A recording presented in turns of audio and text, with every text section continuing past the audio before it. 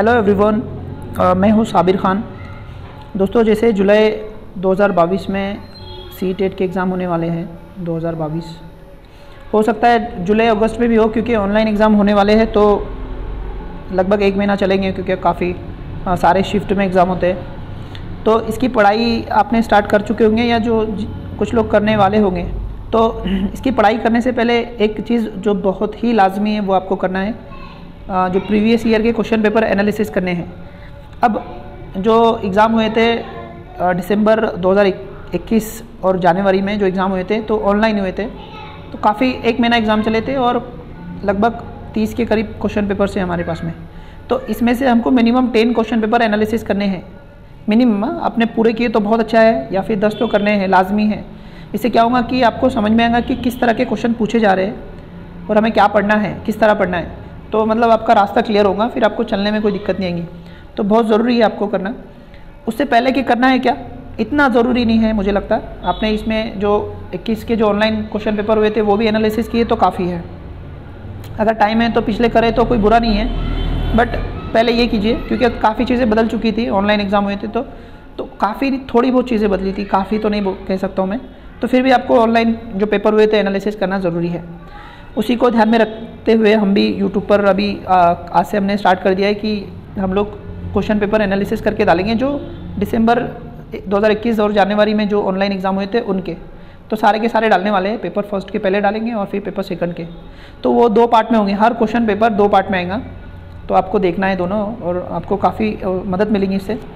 तो इसका first part जो दिसंबर 20 को जो पेपर हुआ था, पेपर फर्स्ट, उसका एक फर्स्ट पार्ट मतलब हाफ पार्ट ऑलरेडी रिकॉर्ड करके यूट्यूब पे डाल दिया गया है, जाके आप देख लीजिए उन्हें पहले। ये दूसरा है, इसमें ईवीएस में बताऊंगा और इंग्लिश और हिंदी की पेडागोजी वगैरह बताऊंगा। तो चलो स्टार्ट करते हैं। तो पहला 61 क्वेश्चन है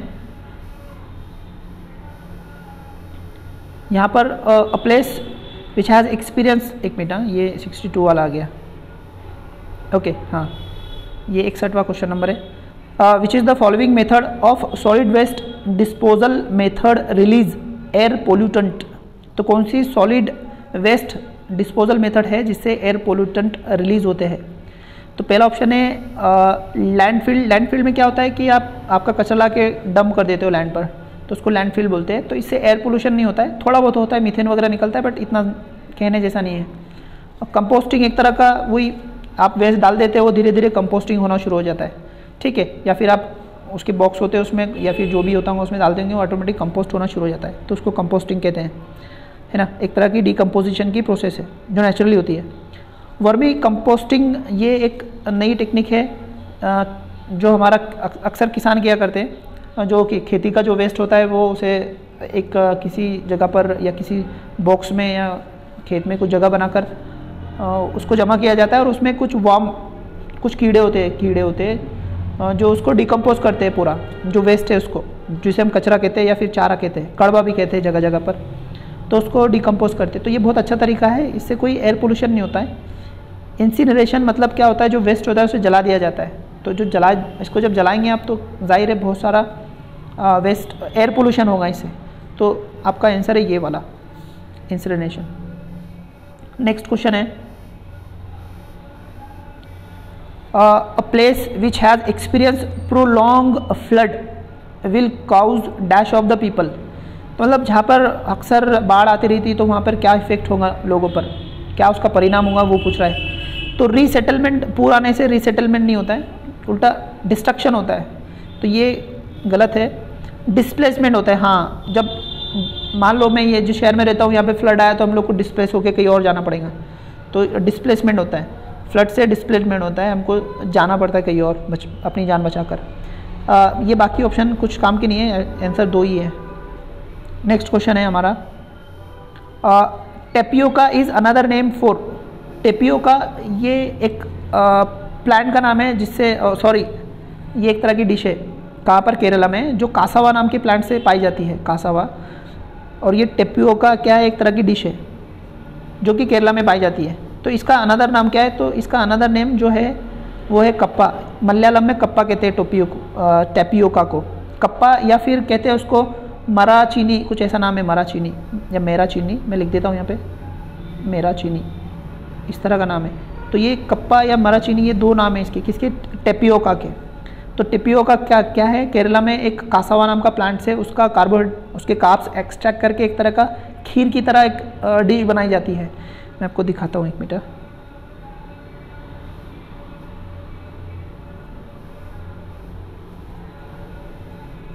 देखिए ये कासावा प्लांट है, ये जो दिख रहा है ना कासावा प्लांट है, इससे टेपियोका, ये जो इसके जो रूट्स दिख रहे हैं ना, इससे एक्सट्रैक्ट किया जाता है क्या? इसका कार्ब्स एक्सट्रैक्ट करके इससे एक डिश बनाई जाती है जिसको टेपियोका बोलते हैं। ठीक है, तो ये केरला में पाई जाती है, वहाँ पर फेमस है बहुत केरला में। तो इसके दो नाम मैंने आपको बताया, एक कप्पा है और एक मीराचीनी है, याद रखिए। 1 मिनट, हमारा पेन गायब हो गया, पेन को लाता हूँ। नेक्स्ट क्वेश्चन है, which of the following dish is popular in Hong Kong? Hong Kong में कौन सी पॉपुलर डिश है? देखो हमने जब ईवीएस की पढ़ाई की थी तब हमने देखा था कि हांगकांग में लोग है ना सांप खाते हैं, वहाँ का पॉपुलर डिश है वो स्नेक की डिश होती है, वटेवर द। तो उसको वहाँ की जो हांगकांग की लैंग्वेज है उसमें बोलते हैं लिंग हू fan.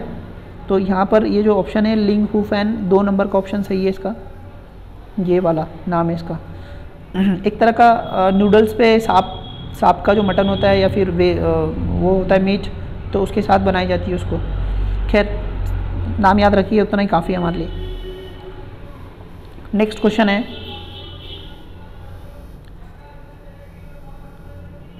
Which type of the birds beak is use to tear and eat meat?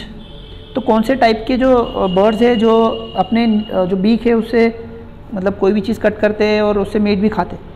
तो ऐसी हुक टाइप जिनकी है, क्योंकि उसको टीयर करने के लिए हुक टाइप, जैसा हुक कैसा होता है वैसा उस टाइप के उसकी बीक होनी चाहिए, ऐसे टाइप के। तो ये वाला 3 नंबर का इसका ऑप्शन सही है, जिसकी हुक बीक रहती ना वो लोग कर पाते हैं सब, ये वाली। ठीक है, तो ये 3 नंबर का ऑप्शन इसका राइट आंसर है। मैं आपको थोड़ा दिखाता हूँ इसका किस तरह के होते हैं। तो ये देखो, ये जो है तो इस तरह की डिश होती है वहाँ पे, वो हांगकांग की जो डिश है तो उसको इस तरह कुछ होती है वो। ठीक है, ये देख सकते हैं आप। उसके बाद में ये जो बर्ड्स है, ये बर्ड्स इसमें ये बर्ड्स पाए जाते हैं जिनकी ना बीक ना हुक टाइप होती है। तो क्या करते हैं, उसे टीयर भी करते हैं और इससे मीट भी खाते हो। तो इस टाइप के बर्ड्स ही खाते सिर्फ, जिसकी इस तरह की हुक होती है। तो इसमें जो ईगल हो गया आपका, ओल हो गया, इस तरह के जो बर्ड्स होते हैं वो होते हैं अक्सर इसमें। ठीक है, जिनकी बीक ना जो हुक टाइप होती है। ओके,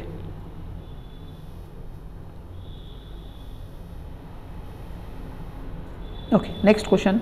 तो 3 नंबर का ऑप्शन राइट है इसका। नेक्स्ट क्वेश्चन है, a teacher has to teach grade 4 student related to quick snack in her classroom, which dish will be prepare quickly? तो कौन सी डिश है जो आपको क्विकली प्रिपेयर होती है उसके बारे में पूछ रहा है। तो मेरे हिसाब से डोसा ही होता होगा इसका। मुझे ऐसा बहुत पक्का नॉलेज है ऐसा मैं बोल नहीं सकता हूँ, बट डोसा मुझे लगता है जल्दी प्रिपेयर होता होगा। ठीक है, तो आपको भी बताऊंगा डोसा बहुत जल्दी प्रिपेयर होता है 2 मिनट में। भेलपूरी भी हो सकती है, बट भेलपूरी को टाइम लगता है मेरे हिसाब से। नेक्स्ट क्वेश्चन है, the arts of Patachitra is traditional painting और हैंडक्राफ्ट ऑफ विच स्टेट?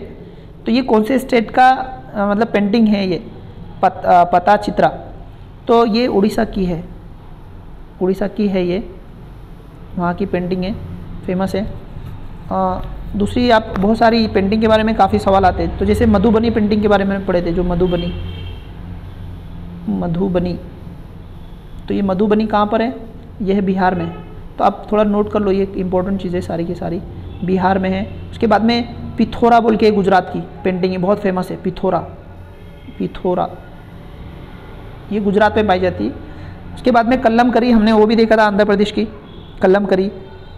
उसके बाद में कालीघाट पट वेस्ट बंगाल की है। वारली, ये इस पर बहुत बार सवाल पूछा, जो महाराष्ट्र में पाई जाती है, जो मुंबई के ऊपर का इलाका है, नॉर्थ साइड, मुंबई से नॉर्थ इलाका है, जो आजकल पालघर ठाणे का इलाका है, जहाँ पर सह्याद्री की बाउंड्री है या फिर वेस्टर्न घाट की बाउंड्री है। वहाँ पर वर्ली नाम की एक ट्राइब्स रहती है, तो वो ट्राइब्स की पेंटिंग है वर्ली पेंटिंग। तो काफ़ी सवाल पूछता है इस पर, याद रखिए। तो इस क्वेश्चन का आंसर क्या है? उड़ीसा। ये जो पेंटिंग है ये उड़ीसा की ट्रेडिशनल पेंटिंग क्राफ्ट है। ठीक है, नेक्स्ट क्वेश्चन है, during the pandemic doctor are advising to consume vitamin C rich food, select the group which rich in vitamin C. तो विटामिन सी में जो रिच है वो कौन सा ग्रुप है, इसमें से सिलेक्ट करना है ना। ब्रोकोली हाँ इसमें है, सोयाबीन नहीं, सोयाबीन में नहीं पाया जाता है, तो ये ऑप्शन निकल जाता है आपका, पेपर में भी नहीं पाया जाता, ये आउट हो गया। स्ट्रॉबेरी में हाँ विटामिन सी होता है, ऑरेंज में बिल्कुल होता है बट सोयाबीन में नहीं होता है, तो ये भी ऑप्शन निकल गया। मिल्क, स्ट्रॉबेरी और लेमन, ये दोनों में विटामिन सी बहुत अच्छा होता है, मिल्क में उतना नहीं होता है। हाँ ब्रोकोली, स्ट्रॉबेरी और लेमन, ये उसका ऑप्शन है सही। ये तीनों ही जो टाइप के फ्रूट्स है तो इसमें विटामिन सी बहुत अच्छी मात्रा में होता है। ये दो तो सिट्रिक एसिड वाले जो नींबू वर्गीय फ्रूट्स के कहलाए जाते हैं, तो इनमें तो ऑब्वियसली होता ही है, और ये भी होता है। ये एक तरह की एक सब्जी है ब्रोकोली, जो वेस्टर्न कंट्रीज़ में ज़्यादा पाई जाती है, तो इसमें विटामिन सी से रिच है। नेक्स्ट क्वेश्चन है, which state has a common practice of zoom cultivation. तो जूम कल्टीवेशन की कॉमन प्रैक्टिस कहाँ की जाती है वो पूछ रहा है यहाँ पे। तो ये यहाँ पर जैसे हमने पढ़ा था EVS में पढ़ते समय, मिज़ोरम में कॉमन प्रैक्टिस है, ऐसा हमने पेपर में जो तीसरी या चौथी क्लास की जो NCERT की बुक है उसमें पढ़ा है, तो मिज़ोरम है, बट ऐसा है नहीं एक्चुअल में। पूरा नॉर्थ ईस्ट में जूमिंग कल्टीवेशन होता है, क्योंकि वहाँ पे रहने वाले ट्राइब्स हैं ना, वो करते हैं। तो ये पर अब जैसे हमने बुक में पढ़ा है NCERT में, तो हमको उसके हिसाब से ही करना पड़ेगा। तो ये मिज़ोरम उसका राइट आंसर है, और वैसे भी यहाँ पर कोई भी नॉर्थ ईस्ट के एक भी स्टेट दिया नहीं है, तो इसलिए भी मिज़ोरम ही राइट आंसर है इसका। हाँ थोड़ा जूम कल्टीवेशन के बारे में बताता हूँ मैं आपको। जूम कल्टीवेशन उसे कहते हैं, मतलब जो जहाँ पर बहुत ज़्यादा ट्राइब्स रहते हैं, और ट्राइब्स होने के साथ साथ फॉरेस्ट बहुत गहरे है, ठीक है, तो वहाँ पर वो ट्राइब्स क्या करते हैं, एक जंगल का इलाका कट करते हैं। मान लो ये पूरा इलाका है बहुत बड़ा, तो इसमें वो जंगल है पूरा, तो यहाँ आकर ट्राइब्स क्या करेंगे, इतना इलाका कट करेंगे, उसको वहीं पे बर्न करेंगे, उसको जलाएंगे वहाँ पे, और फिर उस पर 2-3 साल खेती करेंगे। फिर ये इलाका हो गया कि फिर दूसरा इलाका कट करेंगे जंगल, और फिर उसको जलाएंगे, और फिर वहाँ 2-3 साल खेती करेंगे। तो इस तरह वो अपनी खेत हर 2-4 साल के बाद में शिफ्ट होते रहते हैं, जंगल बदलते रहते हैं। तो इसको बोलते हैं जूम कल्टीवेशन, या शिफ्टिंग कल्टीवेशन भी बोलते हैं इसको, ठीक है, याद रखिए। Select the group of harvest festival celebrated in south India. तो साउथ इंडिया में जो हमारे क्रॉप हार्वेस्टिंग फेस्टिवल कौन से वो पूछ रहा है। तो पोंगल हाँ है, इसमें से बिहू जो है तो आसाम का है, ये साउथ इंडिया का नहीं है, तो बिहू आसाम में पाया जाता है, तो इसलिए ये कट हो जाता है हमारा। राइस की खेती की हार्वेस्ट के टाइम पे वो बिहू का फेस्टिवल मनाया जाता है वहाँ पे। और ओणम, पोंगल, बिहू, यहाँ पे भी बिहू आ गया तो ये भी कट हो गया। उसके बाद में ओणम, पोंगल, उगाड़ी और विशु, तो ये ऑप्शन जो है तो सही है, और यहाँ पर भी बिहू आ गया तो ये भी कट हो गया।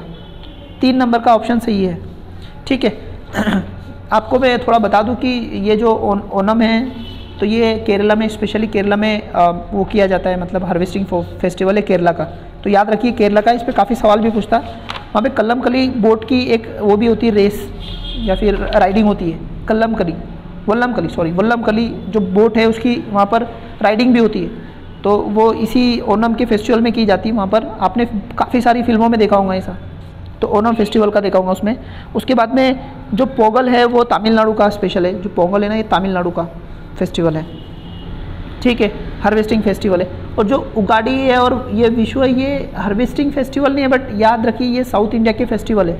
मैंने इसका थोड़ा पढ़ा था तो ये हार्वेस्टिंग फेस्टिवल नहीं बता रहा था वहाँ पे, बट नहीं है। तो उसमें उगाड़ी जो है तो वो आंध्र प्रदेश, तेलंगाना और कर्नाटका में पाया जाता है, ये वाला 3 नंबर का। और जो विशु रहता है ये केरला को लगकर कर्नाटक की जो बाउंड्री है और तमिलनाडु की बाउंड्री वहाँ पे पाया जाता है, जो वेस्टर्न घाट का इलाका है वहाँ पर, ठीक है। तो ये साउथ इंडिया के फेस्टिवल है। ये 2 तो 100% हार्वेस्टिंग फेस्टिवल है, बट ये 2 के बारे में ऐसा कुछ मुझे मिला नहीं, बट साउथ इंडिया के है इतना कन्फर्म है। उसके बाद में नेक्स्ट क्वेश्चन है, Warli tribes is well known for Warli arts which is made by using.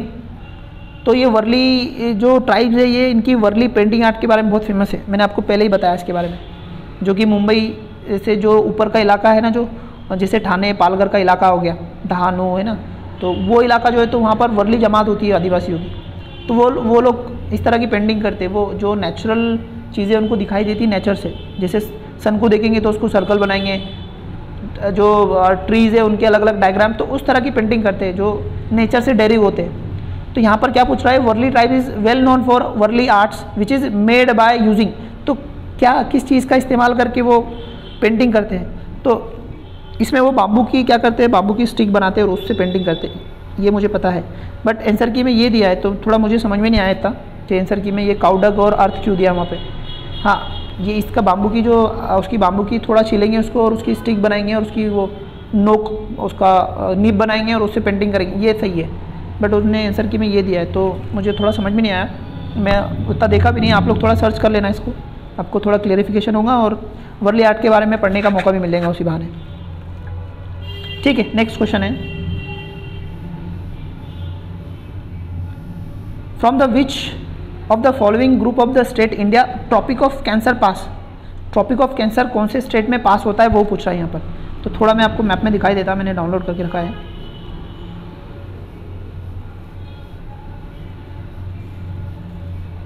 ये देखिए ये है, तो ये स्टेट में से जाता है। अब याद रखिए कितने स्टेट में से जाता है।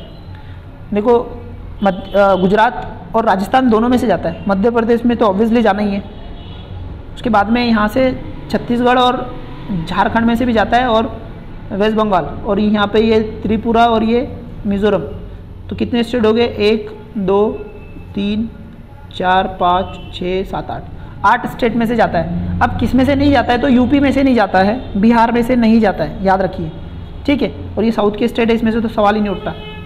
तो आपको क्या याद रखना है, यूपी और बिहार में नहीं आता, ये याद रखना है, क्योंकि लगता है थोड़ा यूपी नज़दीक से जा रहा है उसकी, बट यूपी से नहीं जाता है। ठीक है, तो ये थोड़ा याद रखिए, 8 स्टेट में से जाता है। अब हमारा ऑप्शन क्या राइट है वो देखते हैं हम लोग। तो यहाँ पर उत्तर प्रदेश में जाता नहीं है, तो ये पहला ऑप्शन निकल गया आपका। उसके बाद में छत्तीसगढ़, गुजरात, झारखंड, छत्तीसगढ़ में से भी जाता है, झारखंड, गुजरात हाँ जाता है। उत्तर प्रदेश यहाँ आ गया, ये निकल गया। उड़ीसा, आंध्र प्रदेश में से भी नहीं जाता है, तो साउथ के स्टेट हो गए। तो 2 नंबर का ऑप्शन आपका राइट आंसर है।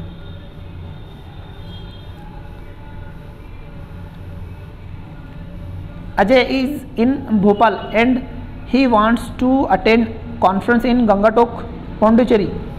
What is the position of Gangtok and Pondicherry where Ajay is. तो अजय भोपाल में है। ठीक है, तो थोड़ा मैप पे डिस्कस करेंगे तो थोड़ा समझ में आएगा आपको। वैसे वहाँ पे आपको करने की जरूरत नहीं पड़ेगी, क्योंकि मैप पे हम लोग यहाँ देखते हैं। तो एक मैप है इंडिया का, यहाँ अपलोड कहीं ना कहीं होगा। ओके, यहाँ मैं आपको समझा देता। तो भोपाल ये है यहाँ पे। ठीक है, ये भोपाल है, ये पॉइंट क्या है, भोपाल है। ये भोपाल हो गया आपका, यहाँ से गंगाटोक ये हो गया, और दूसरा क्या पूछा उसने, पौंडीचेरी। तो पौंडीचेरी ये हो गया। तो पौंडीचेरी अब भोपाल से आप सजेंगे तो ये ऐसा आएगा, साउथ में थोड़ा साउथ आ रहा। तो ये अगर देखेंगे तो ये आ रहा, ये नॉर्थ ईस्ट में आ जा रहा, नॉर्थ ईस्ट। और इसको हम साउथ लेंगे या साउथ ईस्ट में लेंगे, ये देखना पड़ेगा। साउथ ईस्ट में ले सकते हैं इसको, क्योंकि ज़्यादा नहीं डिफरेंस आ रहा है। साउथ में भी आ सकता है या साउथ ईस्ट में आ सकता। ऑप्शन देखते हैं।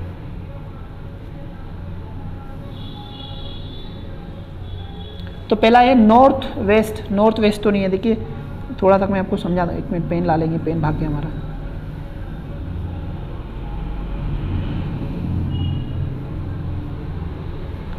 ठीक है, तो ये नॉर्थ वेस्ट, तो देखो ये मान लो ये भोपाल है। अब ये नॉर्थ है, साउथ है, ये वेस्ट है और ये ईस्ट है।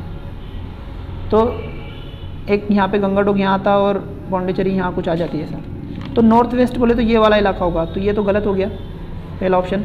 नॉर्थ वेस्ट ये भी गलत हो गया दूसरा। नॉर्थ ईस्ट, हाँ नॉर्थ ईस्ट ये वाला ऑप्शन सही है। और साउथ ईस्ट, हाँ ये भी बराबर है। या फिर नॉर्थ ईस्ट और साउथ, तो मेरे हिसाब से साउथ ज़्यादा अच्छा है। North east and south, south east आएगा शायद, थोड़ा साउथ ईस्ट सही है। 3 नंबर का आंसर मेरे हिसाब से सही आना चाहिए, 3 नंबर का। मैप रीडिंग पे मैं एक लेक्चर लूँगा, तो आप थोड़ा अटेंड करना उसे, हम डिटेल डिस्कस करेंगे इसको। ठीक है, नेक्स्ट क्वेश्चन है, which is the smallest migratory bird to travel from Arctic region to India. हमारे तरफ जो आर्कटिक रीजन के बर्ड्स आते हैं वो ज़्यादातर रशिया से आते हैं, रशिया से। तो इसमें से जो सबसे स्मॉलेस्ट बर्ड है वो है लिटल स्टिंट, ये वाला छोटी सी चिड़िया टाइप रहता है, तो वो आता है, माइग्रेट हो गया था। यहाँ पे औरंगाबाद में भी रशिया के कुछ बर्ड, यहाँ सलीम अली सरोवर है, वहाँ पर वहाँ पर रशिया से बर्ड आते हैं, मतलब आर्कटिक से आते बर्ड्स। तो इसमें से ये लिटल स्टिंट बोल के जो बर्ड है ये छोटा है, तो ये वहाँ से माइग्रेट करता है। ये फ्लेमिंगो, ये आपने नाम सुना होगा, ये अफ्रीका में पाया जाता, यूरोप में भी पाया जाता और इंडिया में भी पाया जाता। मतलब ये नेटिव एक तरह का इंडिया का नेटिव है। तो ये माइग्रेट हो गया था, ऐसा कुछ नहीं है, बाकी इनके बारे में कुछ पता नहीं। उसके बाद में नेक्स्ट क्वेश्चन है, Rani plan to travel from Italy to India, his friends ask him to bringing the special Italian cheese. What technique would be the best way to preserve the cheese and bringing it to India? मतलब कौन सी चीज़ preservation technique है अच्छी रहेंगी जो India में लाने के लिए अच्छा रहेगा उसके लिए। तो प्रिजर्वेशन टेक्निक पूछ रहा है। तो कैनिंग एक कैनिंग कैसी होती है? एक कैनिंग में क्या होता है कि उससे एक कैंग में जो भी आपको प्रिजर्व करना है उसको एक कैंग में डाला जाता है और उसको हिट दी जाती है। तो वो हिट देने की वजह से उसके जो उसमें के जो माइक्रो ऑर्गेनिज्म होते हैं वो ख़त्म हो जाते हैं।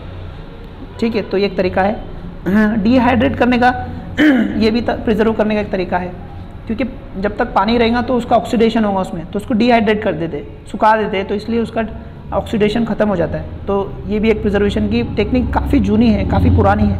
अक्सर लोग सुखा के चीज़ें संभाल के रखते हैं, अचार कुछ हो गया या फिर डिफरेंट तरह की चीज़ें जैसे पापड़, ये गांव में अक्सर होता है डिहाइड्रेटिंग करने का। गांव के लोग ट्रेडिशनली तरीके से वो उसको सुखाते हैं और उसमें का पानी सब डिहाइड्रेट करके उसको प्रिजर्व करते हैं। साल्टिंग भी तरीका है, ये भी पुराना है। जो साल्ट रहता है वो जिसको भी प्रिजर्व करना है उसमें डाल देते हैं, तो क्या करता है उसका उसमें के माइक्रो ऑर्गेनिज्म को डेड कर देता है साल्ट। उसकी सैलिनिटी ज़्यादा होगी तो ऑटोमेटिक डेड हो जाते हैं, तो ऑक्सीडेशन की प्रोसेस ख़त्म हो जाती है। वैक्यूम पैकिंग, ये आसान तरीका है सबसे।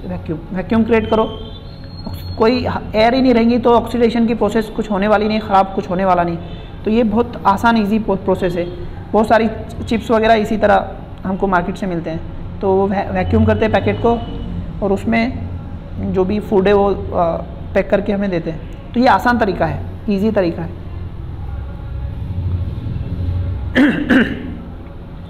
During online class how will EVS teacher teach visually challenge student? जिसे दिखाई नहीं देता ना उसको ऑनलाइन क्लास में कैसा पढ़ाएंगे, तो उसके बारे में पूछ रहा है वो। ठीक है, तो पहला ऑप्शन है शेयरिंग वॉइस मैसेज। हाँ, वॉइस मैसेज शेयर करके भी आप उसको समझा सकते हैं। Using lots of oral explanation से भी चलेगा। बाय पीयर एक्सप्लेनेशन, आप पेयर बना के भी एक्सप्लेनेशन दे सकते हैं, ये भी सही है। यूजिंग कॉन्क्रीट एक्सपीरियंस कैसे देंगे बच्चों को? जिसको दिखाई नहीं देता तो उसको कॉन्क्रीट एक्सपीरियंस कैसे देंगे आप? तो ये थोड़ा मुश्किल है। ये सब चीज़ें कर सकते हैं हम लोग, तो इसके ऑप्शन पहले तीनों भी कर सकते हैं। वॉइस मैसेजिंग शेयर करके, using lot of oral explanation दे सकते हैं, पीयर एक्सप्लेनेशन भी दे सकते हैं। तो ये तीनों ऑप्शन सही है। यूजिंग कॉन्क्रीट एक्सपीरियंस नहीं दे सकते, क्योंकि कॉन्क्रीट एक्सपीरियंस देने के लिए वो एक तो ऑनलाइन है और दूसरा ये विजुअल इम्पेयर पर्सन है ना, चैलेंज है, दिखाई नहीं देता, तो ये मुश्किल होगा।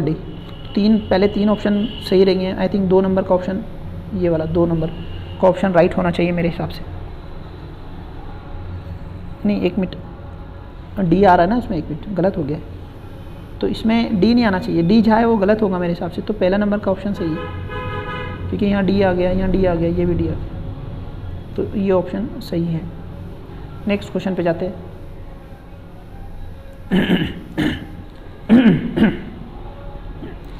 For catering to educational needs of hearing impaired children, teacher can modify her online teaching by। अब जिन्हें सुनाई नहीं देता तो उनको ऑनलाइन टीचिंग कैसी देंगे आप, क्या मॉडिफिकेशन करेंगे, तो वो बताना है। Taking support from the special educator during the online class, हाँ ले सकते हैं, क्योंकि जो स्पेशल ऑनलाइन क्लास के जो एक्सपर्ट होते हैं उनकी राय ले सकते हैं, कोई बुरी बात नहीं है, तो ये पॉसिबल है। Providing offline class extensively for them, मतलब उन लोग को आप ऑफलाइन दे सकते क्लास, क्योंकि पेंडेमिक के टाइम में हम ज़्यादा जमा नहीं कर सकते, बट अब जिनको सुनाई नहीं देता वो कैसा करेंगे, तो मुश्किल हो जाएगा ना, तो फिर हमको उसको स्पेशली बुला सकते क्लास में, तो ये भी पॉसिबल है। उसके बाद में introducing subtitle and instant caption in her video and PPTs, तो ये पॉसिबल है कि हर सबटाइटल दो हम हर चीज़ जो बोलने वाले हैं उसका, तो ये बहुत अच्छी बात है। अगर सबटाइटल रहेंगे तो काफ़ी चीज़ें देखकर भी सीख लेंगे, तो ये तो बहुत अच्छा तरीका है। ये हो सकता है। यूजिंग मोर विजुअल्स, हाँ मोर विजुअल यूज़ करेंगे तो भी समझ में आएगा उसको। तो आई थिंक पहले 2 ऑप्शन तो बहुत एक्यूरेट है, बी और सी तो बिल्कुल आंसर है, बट यहाँ ज़्यादा आंसर है। तो आपको आंसर ए बी है, ए बी है, ए बी सी डी है, तो आपको अप्रोप्रिएट आंसर यहाँ कैसा A B.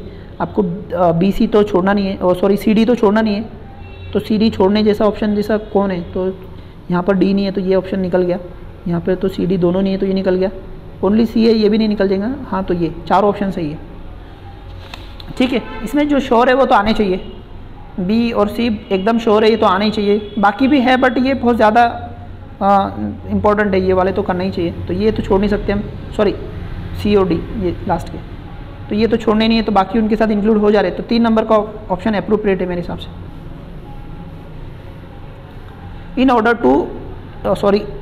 In order for pre service teacher to know his her values, personality, interest और एप्टीट्यूड दे विल यूज़, है ना। टीचर को खुद समझना है अपनी वैल्यूज़ क्या है, पर्सनालिटी क्या है, इंटरेस्ट क्या है, एप्टीट्यूड क्या है, तो क्या करेगा, तो फॉर्मेटिव असेसमेंट तो नहीं करेगा खुद का, समेटिव भी नहीं करेगा, self assessment is a perfect thing for the teacher को। सेल्फ असेसमेंट ही करना पड़ेगा टीचर को। ट्रेनिंग के टाइम पे तो उनके टीचर कर लेते हैं, बट ट्रेनिंग के बाद में क्या करेंगे, तो उनके बाद में उनको सेल्फ असेसमेंट करना पड़ेगा ना, अपनी एप्टीट्यूड, अपनी वैल्यूज़, इंटरेस्ट एरिया समझने के लिए खुद को जज करना पड़ेगा, तो इसके लिए सेल्फ असेसमेंट टूल बहुत अच्छे रहेंगे, बाकी नहीं रहेंगे। ये बाकी स्टूडेंट के लिए अच्छे हैं, फॉर्मेटिव समेटिव असेसमेंट जो हम काफ़ी डिटेल में पढ़ते हैं इसको।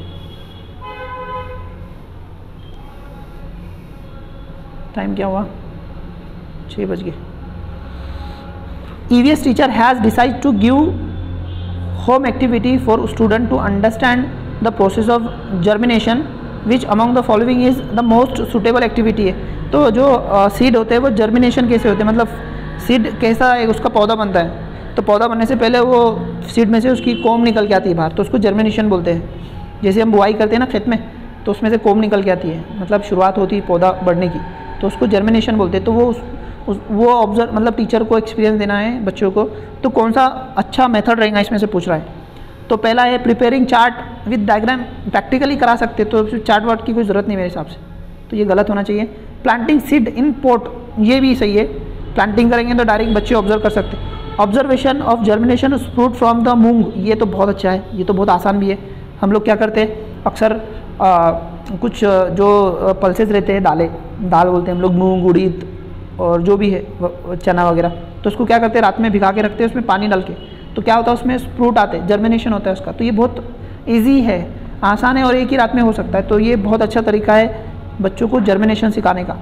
प्लांटिंग सीड्स भी बहुत अच्छा है, बट अगर दोनों में से चूज़ करना है तो ये ज़्यादा अच्छा है, क्योंकि ईजी है, क्योंकि आपको जर्मिनेशन समझा सकते हैं इजीली, कुछ नहीं करना है। तो इसमें जो आपके जो पल्सेस है उसको आप पानी में डालेंगे ना, तो रात भर में उसमें क्या होगा, उसमें उसकी कॉम फूटेंगी बाहर, जर्मिनेशन प्रोसेस पूरी कंप्लीट हो जाएगी सुबह तक, ठीक है। मार्केट में भी आते हैं, ऐसा कुछ नहीं है। वॉचिंग वीडियोज़ नहीं, ये तो प्रैक्टिकली है, तो वीडियोज़ का क्या लेना देना। EVS teacher asked her 3rd grade student to put food feeder on their terrace or open area. She then asked them to prepare a data sheet of different bird that visit their feeding spot. The objective of this activity is to, मतलब आपको क्या करना है, आपके terrace पे या open area में कुछ तो भी खाने की चीज़ें रखनी है बर्ड्स के लिए।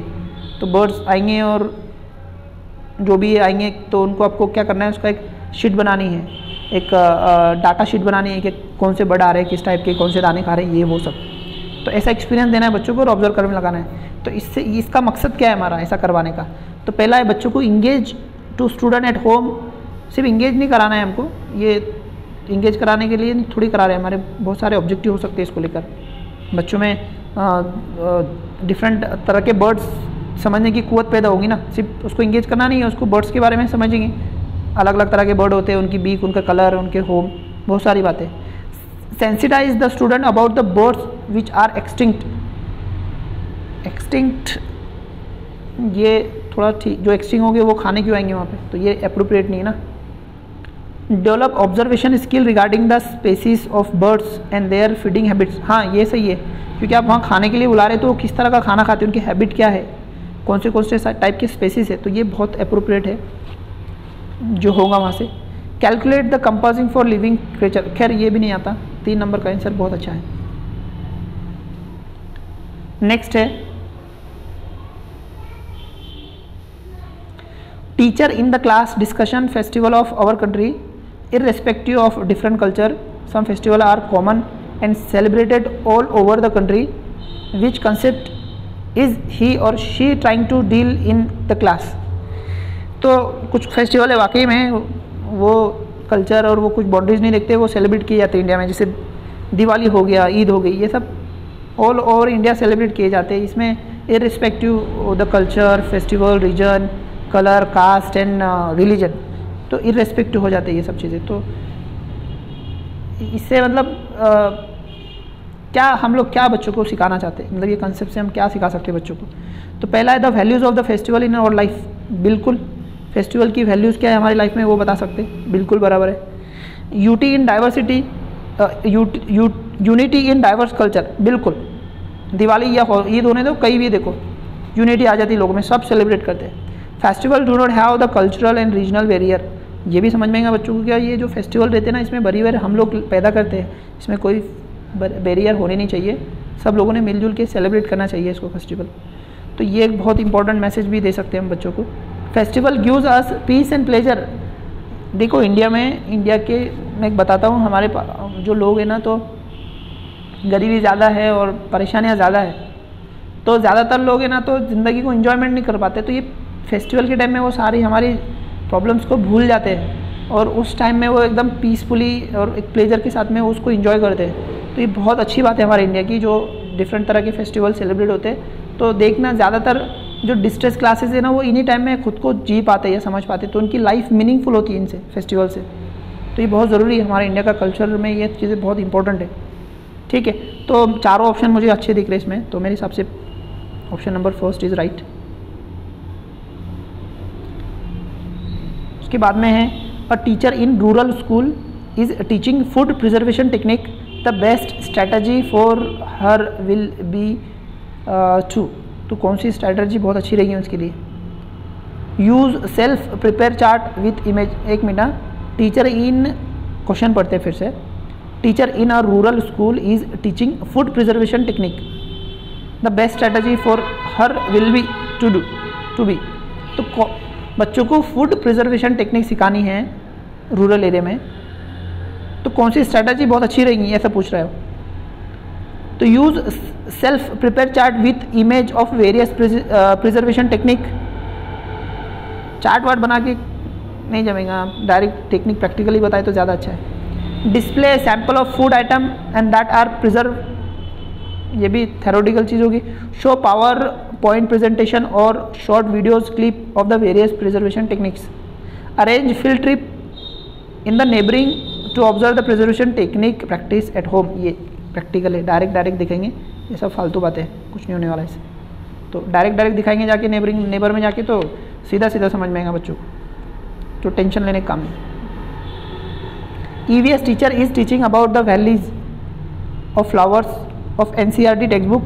She can use resources of teaching.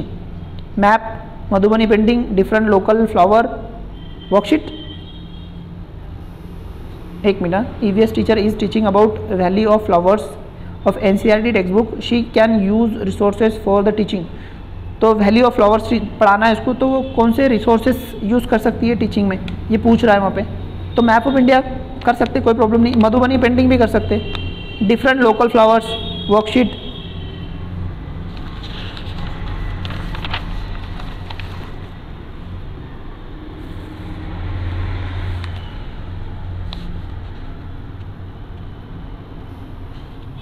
Map of India, Madhu painting में valley of flowers, Madhubani painting.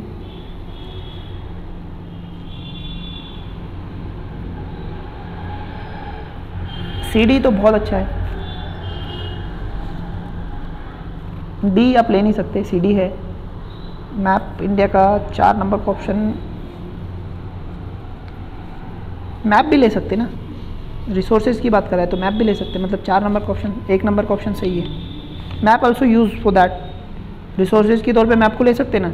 Different type के फ्लावर्स की वैलीज बताने के लिए मैप तो बहुत ज़रूरी है, उसके बगैर तो जमेगा नहीं.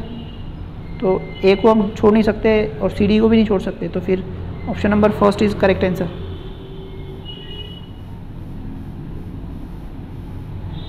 विच of the following method would be an effective way to sensitize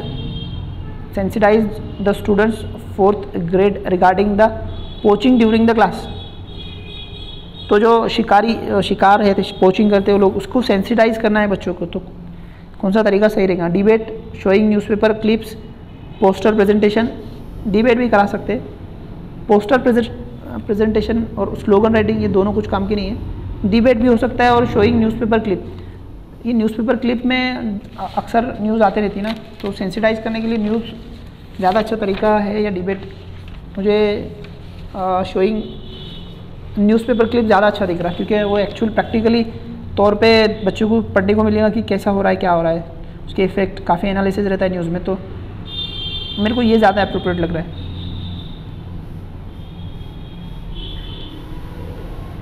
effective way to sensitize student of EVS the issue of stereotype in occupation is. तो क्या सेंसिटाइज, जो स्टेरियोटाइप मतलब जो ज़माने भर से जो ऑक्यूपेशन के जो तरीके चलते आ रहे हैं उसके प्रति सेंसिटाइज करना है बच्चों को, है ना। पुराने दौर जैसे मटकी पोट बनाते थे, या फिर बहुत सारी अच्छे अच्छे आर्ट्स बनाते थे, बहुत सारे प्रोडक्ट्स होते थे जो अपने हाथ से बनाते थे, हैंडीक्राफ्ट बहुत खूबसूरत। तो वो उसके प्रति सेंसिटाइज करना है, तो आपको कौन से रास्ते अपनाने हैं अपने? Social media, street plays, newspaper, radio. Street play तो बहुत अच्छी, सेंसिटाइज करना है बच्चों को, तो जो गलियों में प्ले लगा के मैंने खुद किया है बचपन में, है ना, तो सेंसिटाइज करने के लिए स्ट्रीट प्ले बहुत अच्छा तरीका है। बच्चे उस तरह के प्रोग्राम्स या फिर एक आधी ड्रामा वगैरह प्रिपेयर करके बनाते हैं, तो वो उससे सेंसिटाइज ज़्यादा होते हैं, है ना।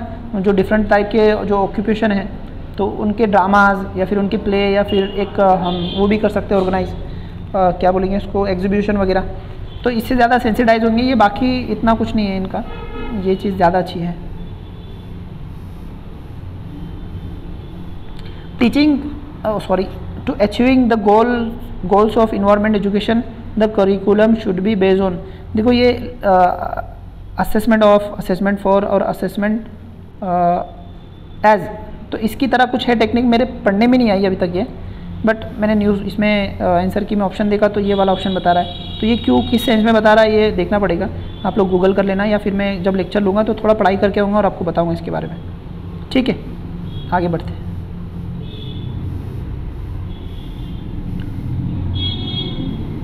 Teacher asked his student to find out a rose plant in school garden. Some student noticed that all flowers have not bloomed. He introduced them to observe daily and find out the days they will take to bloom. Here teacher trying to developing which of the following। अब बच्चे को, मतलब teacher है वो अपने school के garden में बच्चों को बोल रही है कि जाके चेक करो कि कौन से फूल है और कौन से किसी को फूल नहीं है, या फिर वो कब आते फूल, वो सब ऑब्जर्व करना है उनको बच्चों को, कौन से सीज़न में आते हैं कौन से नहीं आते, वो सारी चीज़ें देखनी है। तो इससे क्या करना है बच्चों को, इससे बच्चों में skill of taking reading for experiment करेंगे। ठीक है, इतना नहीं लग रहा। Curiosity among the students, curiosity तो ऑब्वियसली आने वाली है। Wonder of beauty of nature, सही है, ब्यूटी ऑफ वंडर ये पता चलेगा। और enjoyment of the process of blooming of flowers.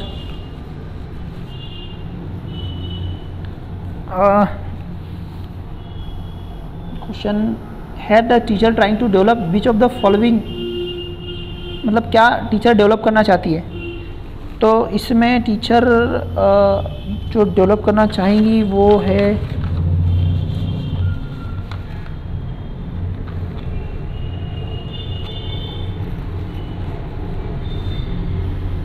Curiosity तो आनी है ऑब्वियसली, बच्चों में क्यूरियोसिटी जनरेट होगी कि कौन से किसको ब्लूम नहीं है, मतलब किसको फ्लावर्स नहीं लगे, किसको लगे हैं, तो ये क्यूरियोसिटी जनरेट करेंगे कि ये नहीं।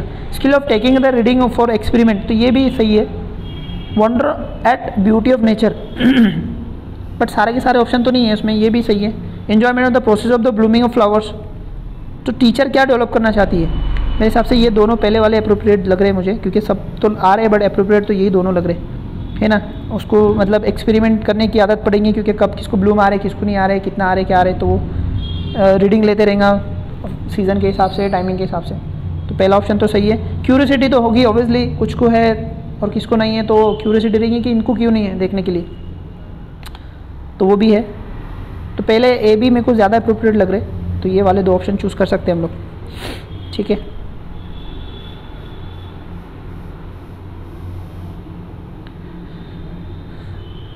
एट ट्रैफिक पोस्ट और at level crossing some people do not switch off the engine of their vehicle even while waiting. An EVS teacher discussed this issue in the class. What did she want to convey to student? मतलब कुछ लोग traffic में अपनी गाड़ियाँ, जो signal है तो signal रुका हुआ है तो अपनी गाड़ियों को बंद नहीं करते और वैसे ही चालू रखते। तो इस पर डिस्कशन ऑर्गेनाइज किया टीचर ने। तो बच्चों में क्या क्या चीज़ समझाना चाह रही है टीचर, वो पूछ रहा है। एयर एंड नॉइज़ पोल्यूशन के बारे में बिल्कुल, judicious use of non renewable resources के बारे में बिल्कुल सही है। मतलब एयर और नॉइज़ पोल्यूशन के बारे में बताएंगे ना, उसको बच्चों को बताना है तो ज़रूरी है। Judicial use of the non renewable resources, जो हमारे रिसोर्सेज है जो ख़त्म होने वाले हैं तो उनका सही इस्तेमाल के लिए बताना ज़रूरी है, तो ये भी सही है। Misuse of natural resources, हाँ ये भी बता सकते हैं हम लोग, misuse of the ends. Government is not taking step to prevent this, government ने काफ़ी लॉज बना, नहीं इसके लिए तो लॉ नहीं है। अब गवर्नमेंट कहाँ से ध्यान देंगे ये सब छोटी छोटी चीज़ों पे, यहाँ पे तो जो सिटीजन्स है इनको ही थोड़ा अपने जो ड्यूटीज़ है उसको ख्याल रखना पड़ेगा, क्योंकि आप सिग्नल पे लोग स्विच ऑफ करके रख रहे तो गवर्नमेंट थोड़ी इतना, फिर भी स्विच, बाकी सब तो रोड मतलब गवर्नमेंट की हद से बाहर है ये, तो मुझे नहीं लगता ये गवर्नमेंट की जिम्मेदारी बन जाती इतनी, ये सिटीजन्स की जिम्मेदारी है वो अपना करे। तो ये भी ऑप्शन थोड़ा अप्रोप्रिएट नहीं लगता मुझे, तो पहले 3 ऑप्शन सही है।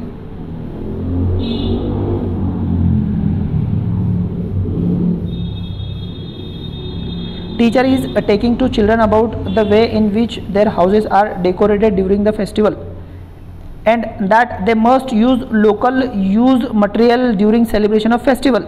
The purpose of this discussion are, तो मतलब जो हमारे ये रहते हैं फेस्टिवल रहते हैं तब हम लोग अक्सर घर को डेकोरेट करते रहते हैं, तो टीचर ने कहा कि आप लोकल मटेरियल यूज़ करके उसको डेकोरेट कीजिए, ना कि ट्रेडिशन जो अभी मॉडर्न तरीके उससे। तो ऐसा क्यों करना चाह रही है, मतलब इस पर डिस्कशन क्यों करना चाह रही है टीचर, वो पूछ रहा है नीचे। Enhance the study of the creativity, sorry to enhance to student creativity enhance करनी, लोकल मटेरियल का यूज़ करेंगे तो क्रिएटिविटी बनेंगी उसमें, बराबर है। To use local item to preserve our arts and culture, हाँ जो लोकल हमारे जो आइटम्स है अगर वो यूज़ करेंगे ना तो हमारा आर्ट्स, क्योंकि लोकल जो बनाते हैं तो वो आर्टिज़न बनाते हैं ज़्यादातर, ठीक है, और हमारा आर्ट्स इससे प्रिजर्व होगा क्योंकि उनको बढ़ावा मिलेगा और कल्चर को भी प्रोटेक्ट मिलेगी, ये बात सही है। To give support to local vendor, local vendor को सपोर्ट करने के लिए इतना मुझे नहीं लगता। और दूसरा है share that local item are cheaper, local item cheaper ही होते हैं अक्सर, लोकल ही मिलते हैं, तो 3 ऑप्शन ये सही है। सी नहीं है तो ऐसा ऑप्शन सी नहीं है जिसमें वो कौन सा है, 2 आ रहा तो ये भी गलत हो जाएगा क्योंकि बी तो लेना है हमें, लोकल ये प्रोटेक्ट होगा ना, बी तो ऑब्वियसली आना ही चाहिए, बी के बगैर तो हम सोच ही नहीं सकते राइट आंसर। 4 ऑप्शन राइट लेना पड़ेगा, 4 नंबर का ऑप्शन सही है।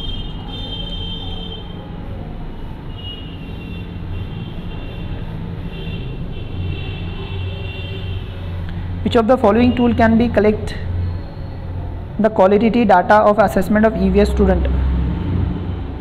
Qualitative data, anecdotal record, yes. Paper pencil test नहीं, worksheet नहीं, rating skill नहीं, anecdotal record. It is qualitative data collecting tool. Anecdotal record में क्या होता है कि किसी स्पेसिफिक इवेंट का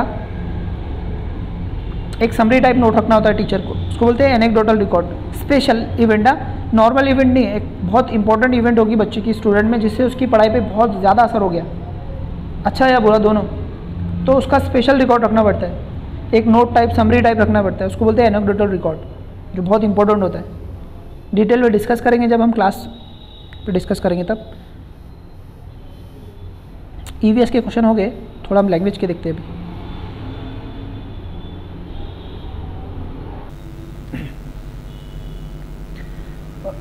अभी EVS की कॉम्प्रीहेंशन के सारे क्वेश्चन हो चुके हैं। नेक्स्ट है लैंग्वेज फर्स्ट। तो लैंग्वेज जो फर्स्ट है उसमें इंग्लिश लैंग्वेज है, तो सेकंड हिंदी है। तो यहाँ पर कॉम्प्रीहेंशन के 15 क्वेश्चन हैं, तो वो हम लोग डिस्कस करेंगे नहीं। कॉम्प्रीहेंशन कैसे डील करना, मैं स्पेशल एक लेक्चर बनाऊँगा उस पर, तो हम तब देखेंगे उसे कि कैसे डील करना है। अभी कॉम्प्रीहेंशन, एक चीज़ मैं आपको यहाँ बता देता हूँ।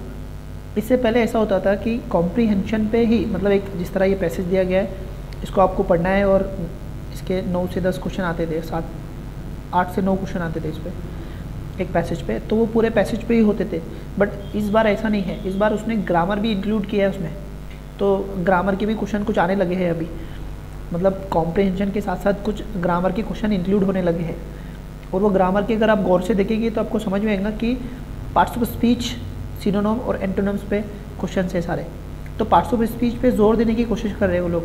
जितने भी आप क्वेश्चन पेपर देखेंगे ना आगे आगे, तो आपको समझ में आएगा। तो पार्ट्स ऑफ स्पीच भी करना पड़ेगा ग्रामर आपको आगे स्टडी करने के लिए। तो ये हो गया था एक पैसेज पे। बट नेक्स्ट वो क्या कर रहा है, नेक्स्ट जो कॉम्प्रीहेंशन के 6 से 7 मार्क्स है या फिर 5 से 6 मार्क्स है, तो वो आते हैं पैसेज पोएट्री पर या फिर एक दूसरे पैसेज पर। तो वो आते हैं पोएट्री या फिर पैसेज पे आते हैं। तो वहाँ पर जो फिगर ऑफ स्पीच है उस पर सवाल है, फिगर ऑफ स्पीच पे भी क्वेश्चन है। मतलब आपको पढ़ाई करते समय, इंग्लिश पेडागोजी की बात कर रहा हूँ मैं या फिर इंग्लिश लैंग्वेज की बात कर रहा हूँ, कॉम्प्रीहेंशन की तैयारी करते करते और इंग्लिश पेडागोजी की तैयारी करते करते आपको 2 टॉपिक ग्रामर के करने होंगे।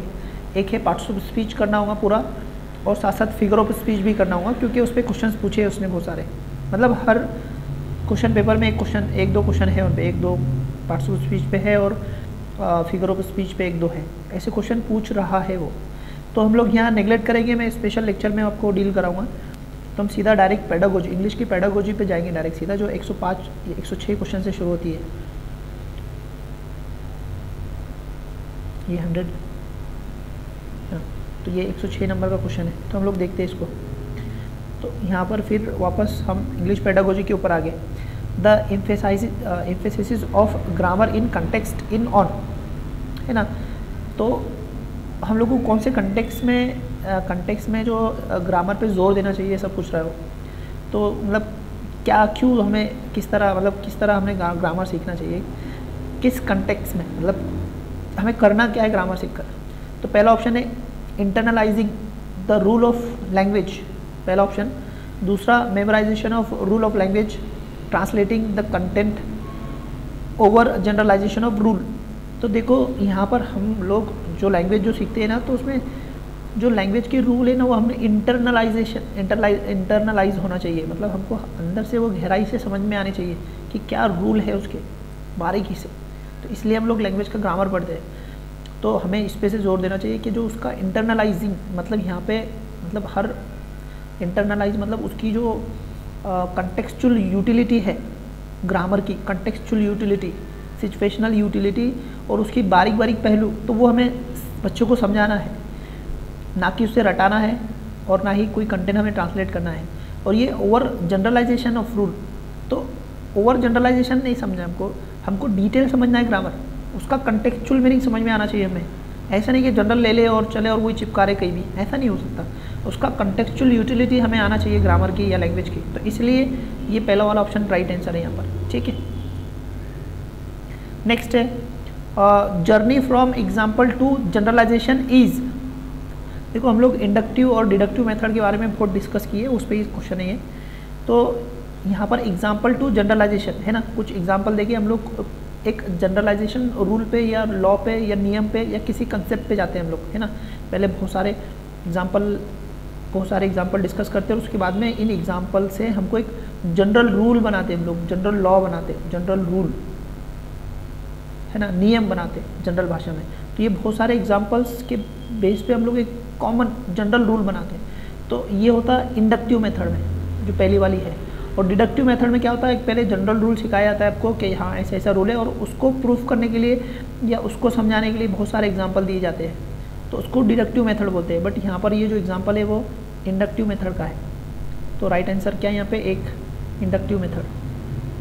ये बाकी कुछ इंपॉर्टेंट नहीं, इजी लो। आगे बढ़ते, ये फिर से डबल क्वेश्चन है इसमें। नेक्स्ट क्वेश्चन है one of the principle of materials preparation for language learning is that, मतलब लैंग्वेज में आप जो मटेरियल प्रिपरेशन करते हो उसके बहुत सारे प्रिंसिपल है, उसमें से एक प्रिंसिपल नीचे से हमको चूज़ करना है कौन सा है। तो जो भी जिसके लिए भी जो भी प्रिंसिपल है मटेरियल बनाने के यानी एड्स बनाने की, तो प्रिंसिपल में से एक नीचे दिया है वो चूज़ करना है। Complex material should be chosen for each age group. अब कॉम्प्लेक्स मटेरियल क्यों होना चाहिए, सिंपल मटेरियल होना चाहिए, कॉम्प्लेक्स क्यों चाहिए और ईच ग्रुप के वास्ते, तो ये मुझे समझ में नहीं आता। Material need to be grade appropriately, materials need to be graded appropriately. हाँ, आपको जो मटेरियल रहेगा उसको ग्रेडेड करना पड़ेगा अप्रोप्रिएटली। जिस एज के बच्चे हैं उस एज के बच्चों के हिसाब से आपको उसको ग्रेडिंग करना पड़ेगा ना। पहली क्लास को पढ़ा रहे तो पहले के हिसाब से बच्चों को आपको मटेरियल जो प्रिपेयर करना पड़ेंगे। 5वीं क्लास को पढ़ा रहे तो उसके हिसाब से आपको करना पड़ेंगे प्रिपेयर। 8वीं क्लास को पढ़ा रहे तो उसके हिसाब से करना पड़ेगी। तो ये बात सही है।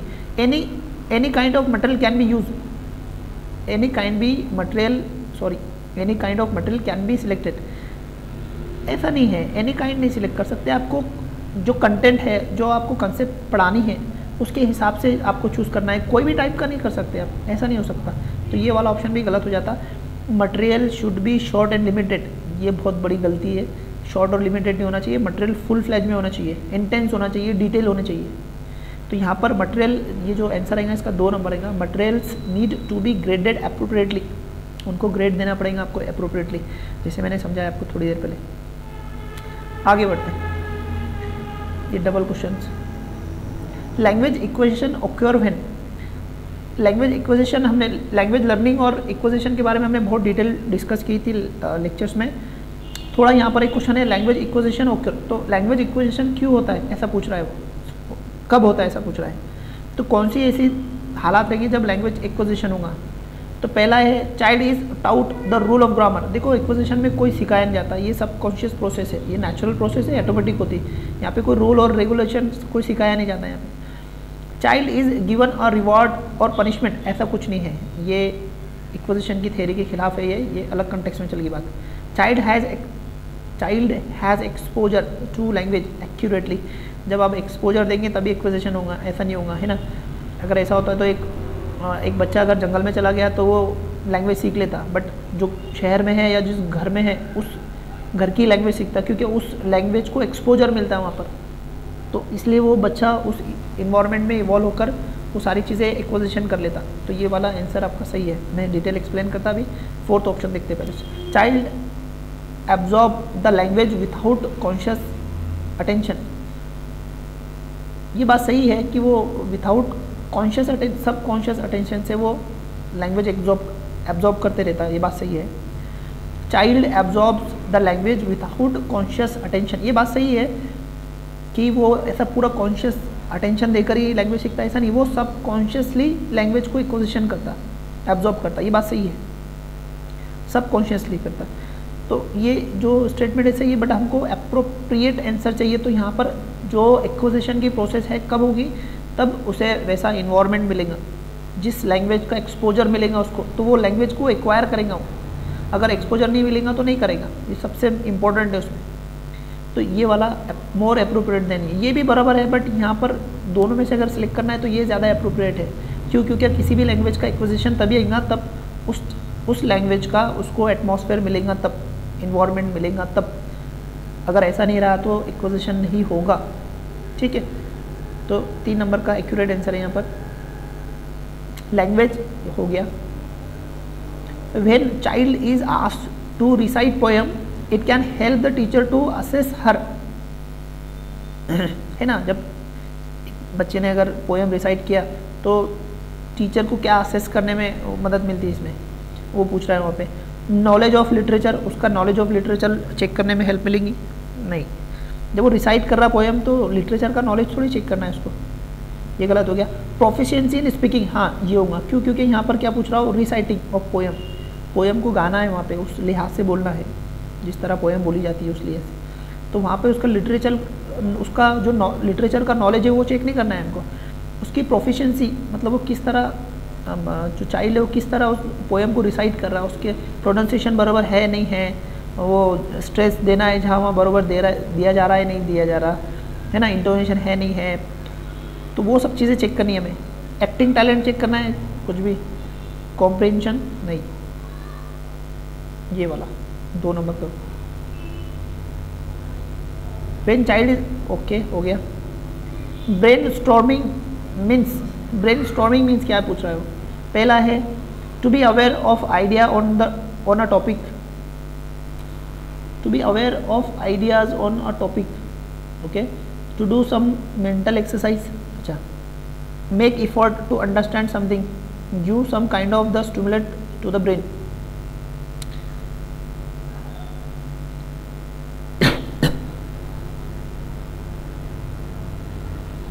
क्या लग रहा है आप लोगों को, क्या आंसर है इसका?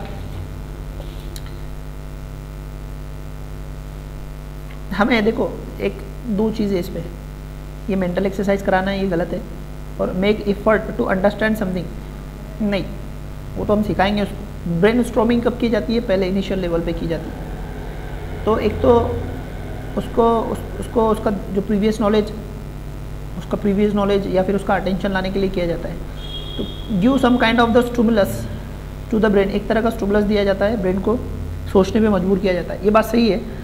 बट ब्रेन स्टॉर्मिंग इसलिए ज़्यादा की जाती है कि हमको बच्चों को उस गिवन टॉपिक के बारे में अवेयर कराने के लिए, मतलब उसको उस बारे में कितना नॉलेज, उसका प्रीवियस नॉलेज कितना है उस बारे में चेक करने के लिए भी जो ब्रेन स्टॉर्मिंग की जाती है। तो मतलब वो बच्चा उस टॉपिक से लेकर कितना अवेयर है ये भी डिसाइड, मतलब कितना पता है उसको, और उसको उस टॉपिक पे लाने के लिए भी क्या है, ब्रेन स्टॉर्मिंग की जाती है। तो यहाँ पर 1 और 4 नंबर का ऑप्शन है जो तो इसके लिए सूट होता है। बट दोनों में से अगर अप्रोप्रिएट देखा जाएगा तो मतलब हम लोग एक कोई टॉपिक पढ़ा रहे या फिर एक टॉपिक पकड़ते हैं, तो उस टॉपिक पर उस बच्चे को थोड़ा ब्रेन स्टॉर्मिंग करनी होती है उससे, कि उसको प्रीवियसली कितना नॉलेज है उसके बारे में, उसकी इंटेंसिटी बढ़ाने के लिए हमें उसकी ब्रेन स्टॉर्मिंग करनी पड़ती है ना।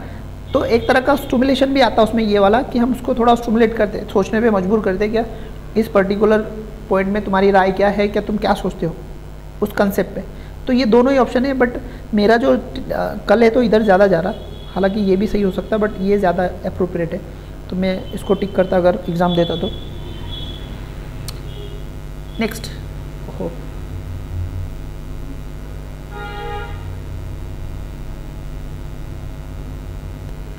हाँ नेक्स्ट क्वेश्चन है 112 नंबर का। विच of the following is an incorrect assumption in language teaching. तो नीचे में से कौन सी धारणा है हमारी, कौन सा अजम्पशन है जो गलत है लैंग्वेज लर्निंग के बारे में, मतलब कौन सी चीज़ नहीं करनी चाहिए, ऐसा सीधा सीधा इसका मतलब है। Learners acquire language by trying to use it in real situations, 100% बराबर है, कोई प्रॉब्लम नहीं। Learners first language play an important role in learning, बिल्कुल पहली लैंग्वेज ही इम्पोर्टेंट रोल प्ले करती।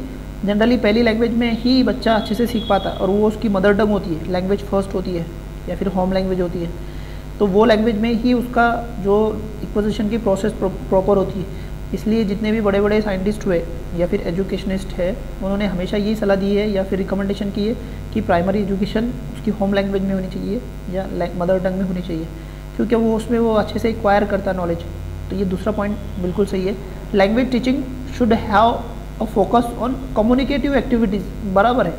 लैंग्वेज का मेन जो ऑब्जेक्टिव है या मकसद है वो एक कम्युनिकेशन प्रॉपर होने चाहिए दो एंटिटी के बीच में, वही मेन मकसद है।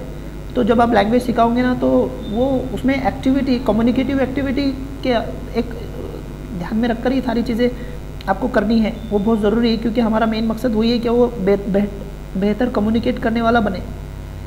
तो याद रखिए ये भी बिल्कुल सही है। Language teaching should given important to writing rather than the speaking. नहीं, सारे जो स्किल है सबको बराबर हमको इम्पोर्टेंट देना चाहिए, तो ये तो 100% गलत हो गया। तो ये वाला आंसर आएगा आपका गलत वाला, बाकी सब सही है। Which of the following is an incorrect assumption, ये तो हो गया, डबल क्वेश्चन आ रहे सब। A test which is administered at end of the a concept is called an. तो जो हम लोग टेस्ट मतलब टॉपिक पढ़ाने के बाद में जो टेस्ट लेते हैं तो उसको कौन सी टेस्ट बोलते हैं? तो डायग्नोस्टिक टेस्ट रहती, जाहिर है हम डायग्नोस करना चाहते हैं उसे कितना समझा या नहीं समझा या क्या प्रॉब्लम है, तो ये डायग्नोस्टिक टेस्ट होती है, सिंपल आंसर है इसका। उसके बाद में नेक्स्ट है, ये डबल आ गया, productive skill of language are, productive skill क्या है, तो 4 स्किल उसमें से एक रिसेप्टिव है और 2 रिसेप्टिव में आती है और 2 प्रोडक्टिव में आती है। तो रीडिंग एंड राइटिंग, तो ये तो कॉन्ट्रास्ट जारी, रीडिंग एंड लिसनिंग ये 2 जो स्किल है ना, तो इसको रिसेप्टिव स्किल बोलते हैं ये दोनों को, रीडिंग और लिसनिंग को। कौन थी? रिसेप्टिव। इससे हम लोग एक्वायर नॉलेज क्या करते हैं, गेन करते हैं, रिसीव करते हैं। और प्रोडक्टिव मालूम है कि प्रोडक्टिव वो होती है जिसे हम ना क्या करते हैं, आउटपुट देते हैं। इससे हम क्या करते हैं, एक्विजिशन करते हैं या फिर हासिल करते हैं और फिर इसका प्रोसेस करके क्या करते हैं, आउटपुट निकालते हैं, प्रोडक्ट निकालते हैं, तो उनको प्रोडक्टिव स्किल बोलते हैं। और वो कौन सी रहेगी? स्पीकिंग और राइटिंग होगी। तो ये 3 नंबर का आंसर। तो ये जो लैंग्वेज है ये क्या है, हम लोग प्रोडक्टिव मतलब कुछ भी जो बोलते हैं तो एक तरह का प्रोडक्ट ही होता है वो। तो आउटपुट होता है किसका? रीडिंग और लिसनिंग से जो हम एक्वायर करते हैं उसका आउटपुट होता है स्पीकिंग और राइटिंग में। हम लोग क्या करते हैं, उसको प्रोसेस करके कुछ तो भी आउटपुट निकालते हैं बाहर। तो ये 2 लैंग्वेजेस हैं। तो ये रिसेप्टिव होगी ये दोनों और ये प्रोडक्टिव। ठीक है, ये वाली दोनों। Okay, next.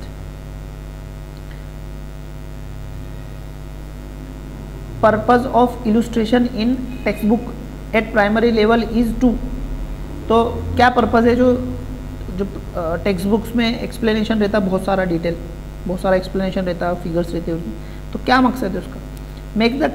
Make the text book attractive करने के लिए नहीं होता है सिर्फ।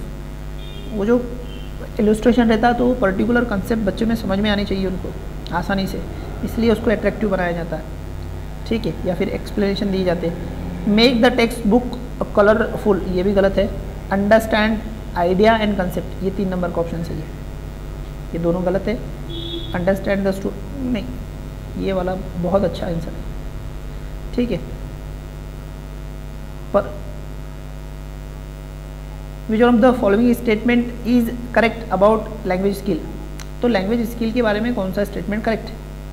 पहला, school should focus only on reading and writing skills as listening and speaking comes automatically. ऐसा नहीं है, सब सिखाना पड़ता है हमें, वो एक दूसरे से इंटीग्रेटेड है, सबको बराबर इंपॉर्टेंट देना है और सब सिखाना है। ऐसा नहीं कि ऑटोमेटिक आ जाएगा, ऐसा नहीं कुछ। तो आपको चारों लैंग्वेज की स्किल सिखानी है बच्चों को। ये पहला ऑप्शन गलत है।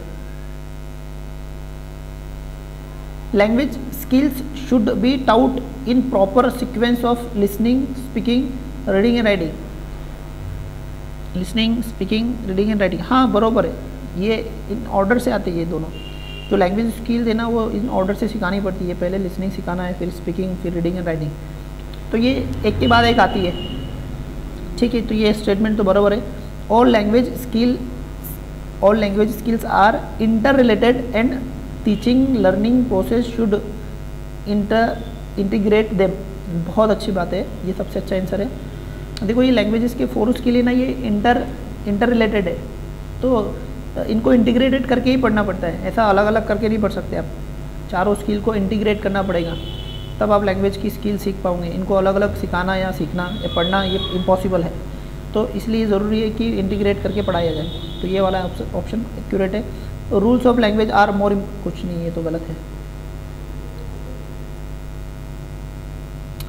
Which one of the statement is correct about homework के बारे में कौन सा स्टेटमेंट करेक्ट है? पहला, homework is the best way to involve parents के लिए इन्वॉल्व करने के लिए होमवर्क थोड़ी होता है, स्टूडेंट के लिए होता है ना। पेरेंट्स को इन्वॉल्व करना है तो टीचर मीटिंग होगी या अनदर एक्टिविटी होगी। तो होमवर्क तो स्पेसिफिक बच्चे के लिए रहता है, जो उसने क्लास में पढ़ा है उसको फिर से उसकी प्रैक्टिस करने के लिए या फिर उसको और एक्टिवली दूसरी उससे रिलेटेड एक्टिविटी करने के लिए होमवर्क होता है। तो पहला ऑप्शन बहुत बुरा गलत है। Homework should be extension and practice of the concept taut, ये बराबर है। होमवर्क जो रहता है ना, जो उसने पढ़ चुका है, जो कंसेप्ट वो पढ़ चुका है उसकी प्रैक्टिस कराने के लिए या फिर उसका एक्सटेंशन होता है। जैसे मैंने आपको थोड़ी देर पहले ही समझाया, होमवर्क मतलब क्या, जो पढ़ा उसकी प्रैक्टिस करेगा या फिर उससे रिलेटेड चीज़ें और एक्सटेंशन करेगा, उसका जो उसने सीखा है उससे रिलेटेड और दूसरी चीज़ें रिलेट करके पढ़ने की कोशिश करेगा या समझेगा, उसको एक्सटेंड करेगा एक पर्टिकुलर कंसेप्ट को। तो इसलिए होमवर्क होता है, ना कि पेरेंट्स की प्रैक्टिस के लिए। Every teacher should daily give homework, every teacher should daily give some homework to students. Daily देना चाहिए ऐसा ज़रूरी नहीं है, पर पहला दो नंबर का ऑप्शन ज़्यादा अच्छा है। Homework is only means to engage student at home, कुछ भी, 2 नंबर का राइट आंसर है। नेक्स्ट क्वेश्चन है, in teaching of language the text book is only means, बिल्कुल नहीं। एन इम्पॉर्टेंट रिसोर्स, हाँ इम्पॉर्टेंट रिसोर्स है। Not important the end of resource, ऐसा कुछ भी नहीं है, बहुत इंपॉर्टेंट रिसोर्स है। टेक्स्ट बुक की अहमियत सबसे अहम है, ये बहुत ज़रूरी होता है, ठीक है। तो राइट आंसर इज 2।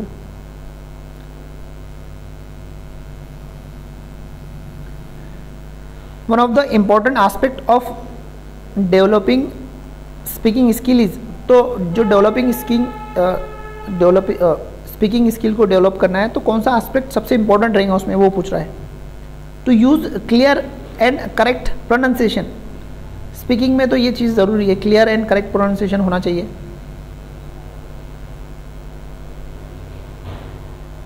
दूसरा, create a sweet and modulus voice, ज़रूरी नहीं है ऐसा स्वीट एंड मॉड्यूलस, तरह तरह के बच्चे तो क्या सबकी स्वीट और मॉड्यूलस थोड़ी वॉइस होती है, गलत है। To speak keeping in mind the context and the situation, सबसे बेस्ट चीज़ है ये। आप जब बोल रहे हो ना तो उसका कंटेक्स्ट और सिचुएशन को ध्यान में रखकर बोलना है आपको, या फिर उस सिचुएशन या कंटेक्स्ट को से रिलेट करने वाला मतलब आपकी बोलने से जाहिर होना चाहिए, ये बहुत इंपॉर्टेंट बात है। आप किस कंटेक्स्ट में बात कर रहे हैं उस हिसाब से आपने बोलना चाहिए, तो सही मैसेज जाता लोगों तक, वरना अर्थ का अनर्थ होने टाइम नहीं लगता। तो पहला वाला सही है, बट उससे ज़्यादा थर्ड वाला सही है, क्योंकि आपने जो बोल रहे हैं वो कंटेक्चुअल होना चाहिए। जिस कंटेक्स्ट में आप बात कर रहे हैं तो वो कंटेक्स्ट में भी लोगों को आपकी बात समझ में आएंगी। अगर आप कंटेक्स्ट कुछ है और कुछ दूसरे कंटेक्स्ट में बात कर रहे हैं तो समझ में नहीं आएंगी, ठीक है। तो ये बात याद रखिए। To focus only on voice modulation, गलत। 3 नंबर का ऑप्शन सही है हमारा, आगे पढ़ने की ज़रूरत नहीं। One of the important aspect, आखिरी क्वेश्चन है, journal writing help student, journal writing किस लिहाज से हेल्प करता है स्टूडेंट्स के, वो पूछ रहा है। To reflect on their own learning, okay, reflect on their own peer learning, assess their pronunciation, assess their listening speaking, पहला वाला first, reflect on their own learning.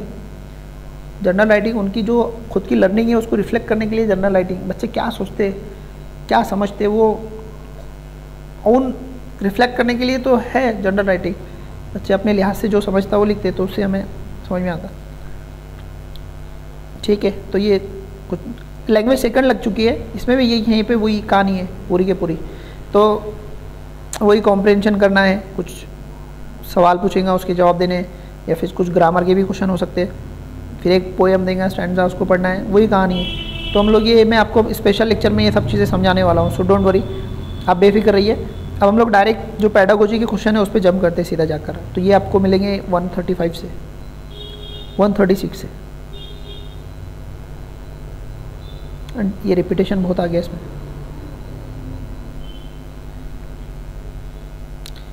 हाँ, दिस इज द 36 क्वेश्चन।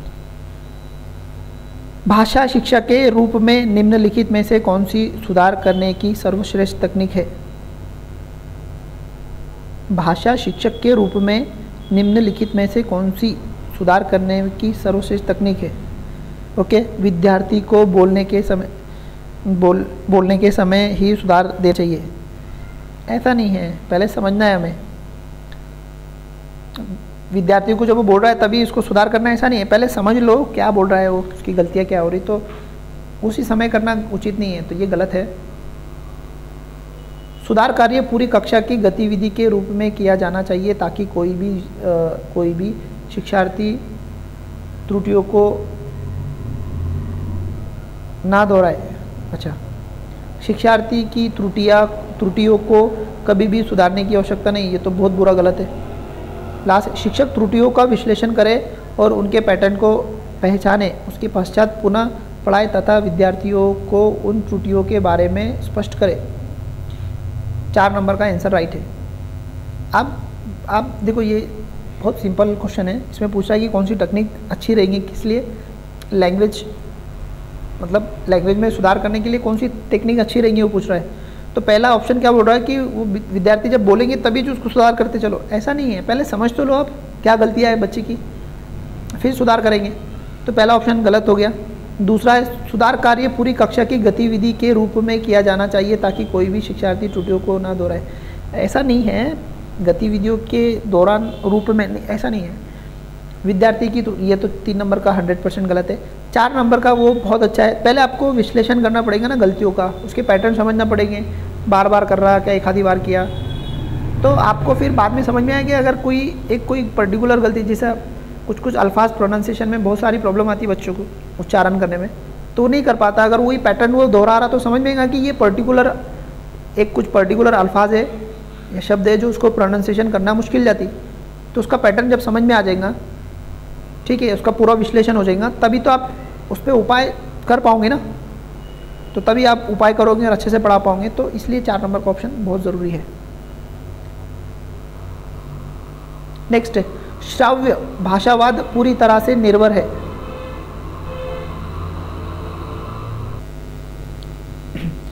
श्राव्य भाषावाद पूरी तरह से निर्भर है। भाषा को वास्तविक जीवन के संदर्भ में सिखाने में, दोहराव तथा अभ्यास की आदत डालने में, लक्ष्य भाषा का प्रयोग करने तथा मातृभाषा के प्रयोग का निषेध करने में, लक्ष्य भाषा से अनुवाद करने में। श्राव्य भाषावाद पूरी तरह से निर्भर है। किस पे निर्भर है? श्रव्य भाषावाद। श्रव्य भाषावाद दोहराव तथा अभ्यास की आदत डालने में, है ना। तो ये थोड़ा सा पल्ले नहीं पड़ रहा, तो ये आंसर की के हिसाब से बराबर है। पल्ले नहीं पड़ रहा थोड़ा ढंग से, आगे बढ़ते।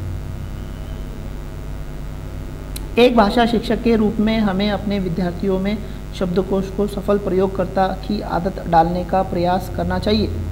निम्नलिखित में से कौन सा तरीका शब्दकोश के प्रयोग को प्रोत्साहित करने के लिए सही नहीं है, है ना। कौन सा इसमें से तरीका है जो गलत है, जिससे शब्दकोश अच्छा सफल तरीके से प्रयोग में नहीं लाएंगे बच्चे, मतलब अल्फाजों का सही यूटिलिटी कर नहीं पाएंगे। तो ऐसा कौन सा तरीका है जिसमें वो नहीं कर पाएंगे और बाकी जो है उसमें कर पाएंगे? ऐसा है वाक्य के भाग ढूंढना, बराबर है। वाक्य के भाग ढूंढेंगे तो उसके अलग अलग अल्फाज शब्दकोश मालूम पड़ेंगे उसको, बच्चे को, है ना। जैसे कर्ता कौन होता है, उसका क्रियापद कौन होता है, कर्म क्या होता है, तो ये सब चीज़ें भाग समझ में आएंगे तो उसकी एक तरह का जो शब्द कोश है वो इजाफा होगा और उसकी प्रॉपर उसका वापर करना उसे जमेगा। तो ये सही बात है। संदर्भ में उपयुक्त अर्थ चुनना, ये तो बहुत अच्छी बात है। शब्द की वर्तनीय जानना, ये भी सही है। प्रत्येक नए शब्दों के लिए शिक्षक से पूछ, ऐसा नहीं है। प्रत्येक शब्द के लिए आप खुद कंटेक्चुअली समझने की कोशिश करना है ना बच्चों को, तो ये वाला आंसर सही है। हर बार आप शिक्षक से एक एक अल्फाज नहीं पूछ सकते, आपको कंटेक्चुअली समझना पड़ेगा। और ये उसका शब्दकोश का सफल प्रयोगकर्ता के लिए आदत डालने के लिए बच्चे ने हर बार पूछना चाहिए, ये गलत है, उसमें सूट नहीं कर रहा। आगे बढ़ते। निम्नलिखित में से कौन सा एक प्रामाणिक श्रव्य का उदाहरण है? श्रवण का उदाहरण है। पहला सस्वर पठन, श्रवण का उदाहरण। प्रामाणिक स्वर का उदाहरण कौन सा है? कहानी सुनना। स्वस्वर पठन से श्रवण का क्या संबंध है? तो ये गलत है। कहानी सुनना ये बहुत अच्छा है। रेडियो प्रसारण, गीत गाना। प्रामाणिक श्रवण का उदाहरण, प्रामाणिक कहानी, रेडियो ज़्यादा इम्पोर्टेंट दिख रहा मुझे, क्योंकि तरह तरह के एक्सपर्ट आते हैं ना वहाँ पे बोलने के लिए, तरह तरह के चीज़ें मिलती। तो ये प्रामाणिक श्रवण का उदाहरण मुझे लग रहा है रेडियो प्रसारण। आंसर की क्या बोल रही है वो देख लेते एक बार इसके। कितने नंबर का क्वेश्चन है?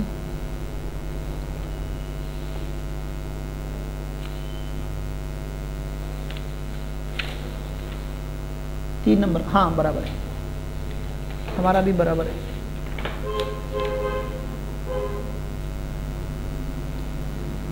नेक्स्ट है, भाषा शिक्षक के रूप में हमें व्याकरण का डैश ज्ञान होना चाहिए।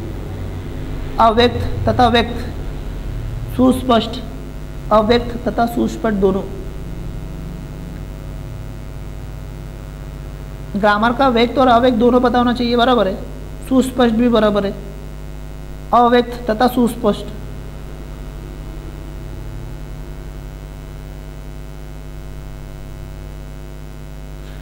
उसका जो ग्रामर का देखो व्यक्त तो सबको समझ में आता है, अपन अव्यक्त तो देखो जो जो मतलब कॉन्क्रीट, खैर मैं हिंदी में बोलता हूँ, जो स्थूल मतलब समझ में आ गया तो उसका दूसरी जगह यूटिलिटी नहीं कर पाएंगे उसका, तो उसका अव्यक्त मतलब होता है, मतलब हर जो रूल्स रहते हैं वो कंटेक्चुअली समझना पड़ते हैं ना।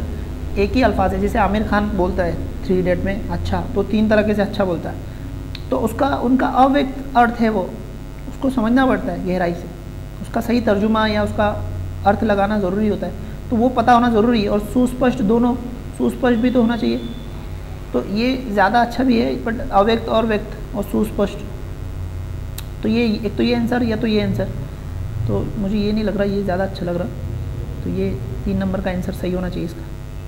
उसके बाद में आता नेक्स्ट क्वेश्चन, निदानात्मक परीक्षण की सफलता निर्भर करती है शिक्षण अधिगम के समय और अंतराल पर, व्याकरण के नियमों पर, निदानात्मक शिक्षण तथा सामग्री पर, अधिगम में पिछड़ने के कारणों को पहचानने पर। हाँ 4 नंबर का, अरे निदान, हमको प्रॉब्लम निदान करना है, तो बच्चे को अधिगम हुआ नहीं हुआ, वो किस बारे में पिछड़ा है, तो वो पहचानने पर सफल होगा ना। इसका निदानात्मक परीक्षण कब सफल होगा, जब हम लोग वो चीज़ें ढूंढ पाएंगे तब, अधिगम हुआ या नहीं हुआ, अगर नहीं हुआ तो किन प्रॉब्लम की वजह से नहीं हुआ, किन कारणों की वजह से नहीं हुआ, वो तो पता होना चाहिए ना। तो 4th नंबर का आंसर एक्यूरेट आंसर है। आगे बढ़ते, नेक्स्ट क्वेश्चन है, एक बच्चा बच्ची विद्यालय में भाषा की कक्षा में अपनी प्रथम भाषा को सीखने में अक्सर समस्या का सामना करती है क्योंकि, मतलब अपनी जो मातृभाषा वही सीखने में तकलीफ जाती है बच्चों को, तो क्यों जाती? एक बच्चा है, अपनी ही मातृभाषा वही क्लास में सीखने में उसको प्रॉब्लम जाती, तो क्यों जाती? अपनी भाषा को विद्यालय में सीखना रोचक नहीं है, रोचक नहीं है ऐसा नहीं है, विद्यालयी भाषा घर की भाषा के अपेक्षा अधिक औपचारिक। हाँ, हम लोग जो भाषा घर पे बोलते हैं ना वो इतनी फॉर्मल नहीं होती है ना, वो औपचारिक नहीं होती है, उसमें मतलब बस चल रही मोटे बने से। औपचारिक भाषा का इस्तेमाल थोड़ा, उसमें सब रूल्स ग्रामर आ जाते, व्याकरण आ जाता, नियम आते दुनिया भर के, सही तरीके से बोलना है, सही अल्फाज यूज़ करना है, तो औपचारिकता ज़्यादा आ जाती है उसमें, इसलिए हमको दिक्कत जाती है और हम लोग थोड़ा अनौपचारिक ज़्यादा यूज़ करते हैं बातें, तो ये सबसे बड़ा रीज़न है जो बच्चों को प्रॉब्लम जाती है। और ये सही बात है, मान लो मेरी हिंदी है तो मेरी जो घर पे बोलने वाली हिंदी वो बहुत अलग है, और जो मैं पाठ्य पुस्तक में पढ़ता हूँ क्लास में आके कक्षा में वो तो बिल्कुल अलग है, तो काफ़ी डिफ़िकल्टीज़ होती है ना वहाँ पे, क्योंकि हम लोग वहाँ पे औपचारिक शब्दों का इस्तेमाल, औपचारिक रूल्स आ जाते हैं उसमें, थोड़ी किताबी भाषा आ जाती, तो वो हम लोग को उतनी पल्ले नहीं पड़ती। बच्चा बच्ची अपनी उस भाषा को जानती है तथा विद्यालय में उस भाषा को पुनः सिखाने में कोई तथ्य नहीं है, कोई बात नहीं, ये गलत है। विद्यालय में उस भाषा को सीखना कठिन नहीं, इसका रीज़न यही है कि ज़्यादा औपचारिक होती है, इसलिए मुश्किल जाती है बच्चों को सीखने में। कहानी सुनाना विद्यार्थियों की सहायता करता है अनुशासन में बैठने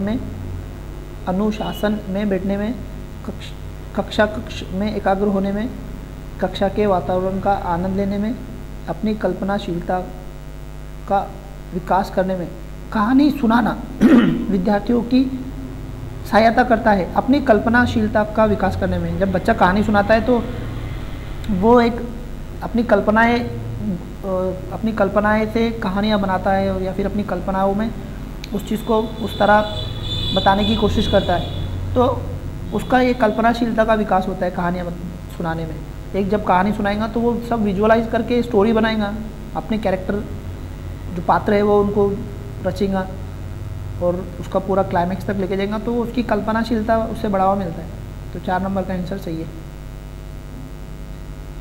निम्नलिखित में से कौन सा तरीका विद्यार्थियों के लेखन कौशल का आकलन करने के लिए सर्वश्रेष्ठ है? निम्नलिखित में से कौन सा तरीका विद्यार्थियों के लेखन कौशलों का आकलन करने के लिए सर्वश्रेष्ठ है? पाठ्यपुस्तक के पाठ पर आधारित प्रश्नों के उत्तर लिखना बिल्कुल नहीं। बच्चे का लेखन कौशल्य चेक करना है तो आप उसको कॉपी करने के लिए बोलेंगे तो थोड़ी जमेगा। श्रुत लेखन बोलेंगे तो भी नहीं जमेगा। अपने अनुभव लिखना, सुलेख लिखना, ये अपने अनुभव लिखना। यहाँ पर हमें समझ में आएगा कि बच्चा जो मतलब उसमें जो उसकी अंडरस्टैंडिंग है वो लिख पाने में एबल है कि नहीं, मतलब उसमें उतनी कुव्वतें है कि नहीं, क्या वो जो उसके अनुभव लिख पा रहा है। तो ये सबसे इम्पोर्टेंट है इसमें कि अगर आपको चेक करना है कि उसके लेखन कौशल्य का विकास हुआ कि नहीं, तो आपको अपने अनुभव लिखने के लिए कहना बहुत ज़रूरी है, क्योंकि वो वहाँ पर उसका इस्तेमाल करेगा। बाकी जो ऑप्शन है उसमें क्या करेगा, वो कॉपी पेस्ट करेगा एक तरह का, मतलब उसकी अंदर से अंडरस्टैंडिंग हमको समझ में नहीं आएगी। ठीक है।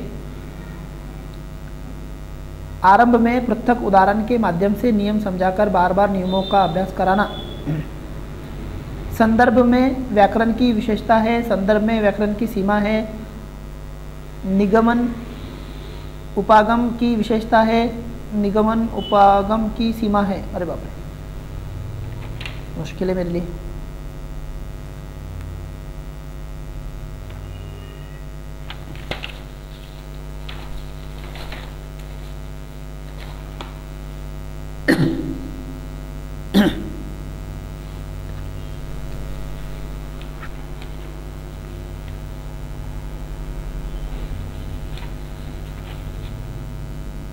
हाँ, इसका आंसर की के हिसाब से है निगमन उपागम की विशेषता है, तो ये वाला आंसर इसका राइट है यहाँ पर। आरंभ में पृथक उदाहरण के माध्यम से नियम समझाकर बार बार नियमों का अभ्यास कराना, डेडे से निगमन उपागम की विशेषता है। उफ, बहुत टफ हिंदी है।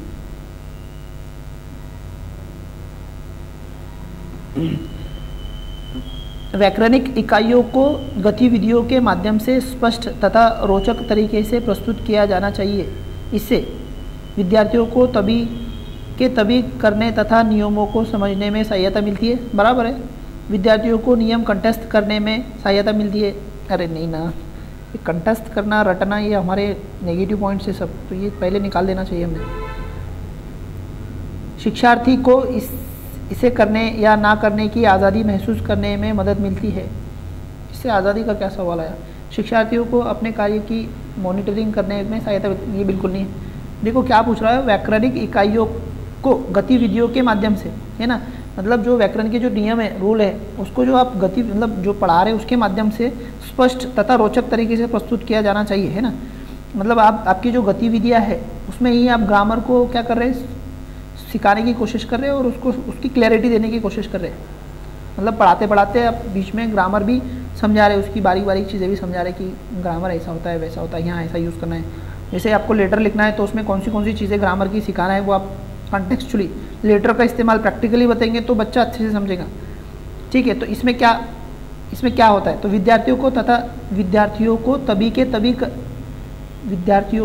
के तभी करने तथा नियमों को समझने में सहायता मिलती है। बराबर है ना, आप लेटर लिखना सिखा रहे बच्चों को और उसमें जहाँ ग्रामर की जो चीज़ आपको इस्तेमाल करना है तो वो साथ साथ वो भी बता रहे, तो कंटेक्चुअली बच्चों को ज़्यादा अच्छे से समझ में आएगा कि लेटर में ग्रामर की कौन सी चीज़ों की ज़रूरत होती है, कहाँ कॉमा आना चाहिए, कहाँ पैराग्राफ छोड़ना चाहिए। तो ये वाला जो है ना, तो सबसे बेस्ट आंसर इसका, बाकी कुछ काम की नहीं है। विद्यार्थियों को नियम कंठस्थ तो हो ही नहीं सकता, विद्यार्थियों को इससे करने या ना करने की आज़ादी कुछ नहीं है, विद्यार्थियों को अपने कार्य की, ये भी गलत है। साहित्य में अर्थ के डैश है, केवल एक स्तर है, नहीं, अर्थ के कई स्तर है, 2 स्तर है, नहीं 3 स्तर, कई अनगिनत स्तर है। साहित्य में अर्थ के कई स्तर है बाबा। एक अल्फाज साहित्य में कई तरह से यूज़ किया जा सकता, कई तरीके से। एक कहानी, एक पोयम, एक ही पोयम है पर उसके बोलने के तरीके में कई तरीके बन जाते हैं उसके, तो वहाँ पे लिमिट नहीं है। भाषा के क्रियात्मक पहलू को भाषा अधिगम के डैश साथ बढ़ावा मिलता है। संप्रेषणात्मक उपगम के, संरचनात्मक उपगम के, रचनात्मक उपगम, परंपरागत उपगम। भाषा के क्रियात्मक पहलू को भाषा के अधिगम के, संप्रेषणात्मक पहला वाला जाहिर है।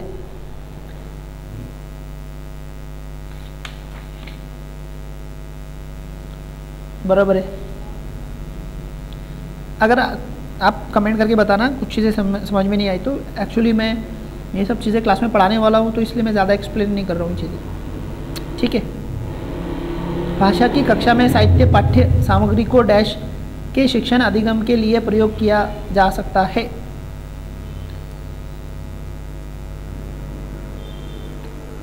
भाषा के कार्य तथा नई शब्दावली, नियमों के पुनर्निर्माण, अधिगम, अक्षमताओं, उच्चारण विकसित करने के लिए। भाषा की कक्षा में साहित्य पाठ्य सामग्री को, है ना, मतलब साहित्य पाठ्य सामग्री मतलब जो कहानियाँ या कविता होती है उनको क्या करना है क्लास में, डैश के शिक्षा अधिगम के लिए प्रयोग किया जा सकता है। भाषा के कार्य तथा नई शब्दावली के लिए, बराबर है। नियमों के पुनर्निर्माण, नहीं, हमको कुछ नया निर्माण नहीं करना है, हमको एक्सपर्ट नहीं बनना है, सिर्फ अच्छी लैंग्वेज ही सीखना है जो ऑलरेडी है वैसे। अधिगम अक्षमताओं के लिए, ये भी गलत है। उच्चारण विकास करने के लिए, नहीं ना। साहित्यिक पाठ्य सामग्री, आप कविता या कहानियाँ हैं तो उसको उच्चारण का विकास करने के लिए नहीं करेंगे। भाषा के कार्य मतलब भाषा का इस्तेमाल कैसा होगा वो सिखाने के लिए, या फिर नए नए शब्द सिखाने के लिए आप इस्तेमाल करेंगे ना कविता और कहानियों का। तो ये वाला सुस्पष्ट आंसर राइट आने वाला है, देखने का काम नहीं इसको।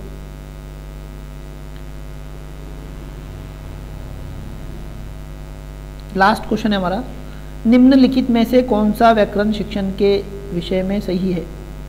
व्याकरण शिक्षण मतलब व्याकरण पढ़ाने के विषय में कौन सा सही है। शिक्षकों को स्वयं के व्याकरण में ज्ञान को सुधार करना चाहिए। अच्छा, व्याकरण को अलग से समझाना चाहिए। अच्छा, व्याकरण को संदर्भ में समझाना चाहिए। ये बहुत ज़्यादा सही चीज़ है। देखो मैंने अभी आपको एग्जांपल दिया, आपको व्याकरण को ना संदर्भ में उसका इस्तेमाल करना सिखाना सबसे इम्पोर्टेंट है। उसका संदर्भ के हिसाब से मतलब निकलता है। जैसे मैं अभी आपको बता रहा कि एक ही आमिर खान के 3 अल्फाज है अच्छा के, तो उसको संदर्भ के हिसाब से उसके अलग अलग मीनिंग होते हैं। तो व्याकरण में ऐसी कई चीज़ें आती है जो संदर्भ के हिसाब से उसका मीनिंग सही लगाना बहुत ज़रूरी है। अगर आप उस संदर्भ में नहीं करेंगे तो उसका अलग मतलब भी निकल सकता। तो इसलिए ये बहुत ज़रूरी है। और ये तो सिर्फ ग्रामर के लिए नहीं, ये तो पूरी लैंग्वेज के लिए या फिर हर चीज़ के वो मतलब के लिए कंटेक्चुअल मीनिंग होना बहुत ज़रूरी है। किस कंटेक्स्ट में बात करें तो उस कंटेक्स्ट वाला ही मीनिंग आना चाहिए, कोई दूसरा आ रहा तो वो गलत हो जाएगा। तो ये बहुत ज़रूरी है किसी भी पहलू को देखा जाए तो, ठीक है। तो हमारे यहाँ पर एक पेपर ख़त्म हो गया अभी। नेक्स्ट आपको जो भी कुछ सजेशन है या कुछ आपकी गुजारिश है, डिमांड है, तो प्लीज़ कमेंट करके बताइए। और साथ साथ इसको शेयर भी कीजिए। और साथ ही साथ एक इन्फॉर्मेशन देनी थी, ये अपनी इंस्टीट्यूट की ऐड 10 तारीख से मतलब 10 जुलाई से 10 अप्रैल से नई बैच स्टार्ट कर रहे हैं हम लोग, ऑफलाइन ऑनलाइन। तो जो भी हजरात को या जिसको भी इंटरेस्टेड है कि क्लास करनी है तो आप कांटेक्ट कर सकते हैं। ये नंबर पर नीचे कांटेक्ट डिटेल है, तो यहाँ कांटेक्ट कर सकते हैं। तो काफ़ी जो भी एग्ज़ाम हुए थे उसमें हमारे लगभग 85% रिज़ल्ट लगे थे, तो काफ़ी अच्छा रहा इस बार। ज़्यादा भी होते बट ये ऑनलाइन की वजह से थोड़ा कम आया, क्योंकि बच्चों को ऑनलाइन से बहुत सारी चीज़ें समझ में नहीं आई। तो काफ़ी डिटेल टीचिंग रहेंगी, ये कुछ डिस्क्रिप्शन है आप पढ़ लेना, ये ऐड का एक स्क्रीनशॉट ले लो। अगर आपको लगता है तो कांटेक्ट कीजिए, एल्स यूट्यूब पे अवेलेबल तो है हम लोग, ठीक है। तो नेक्स्ट पेपर के साथ मिलेंगे, ठीक है। तब तक के लिए इजाज़त चाहूँगा, बाय बाय।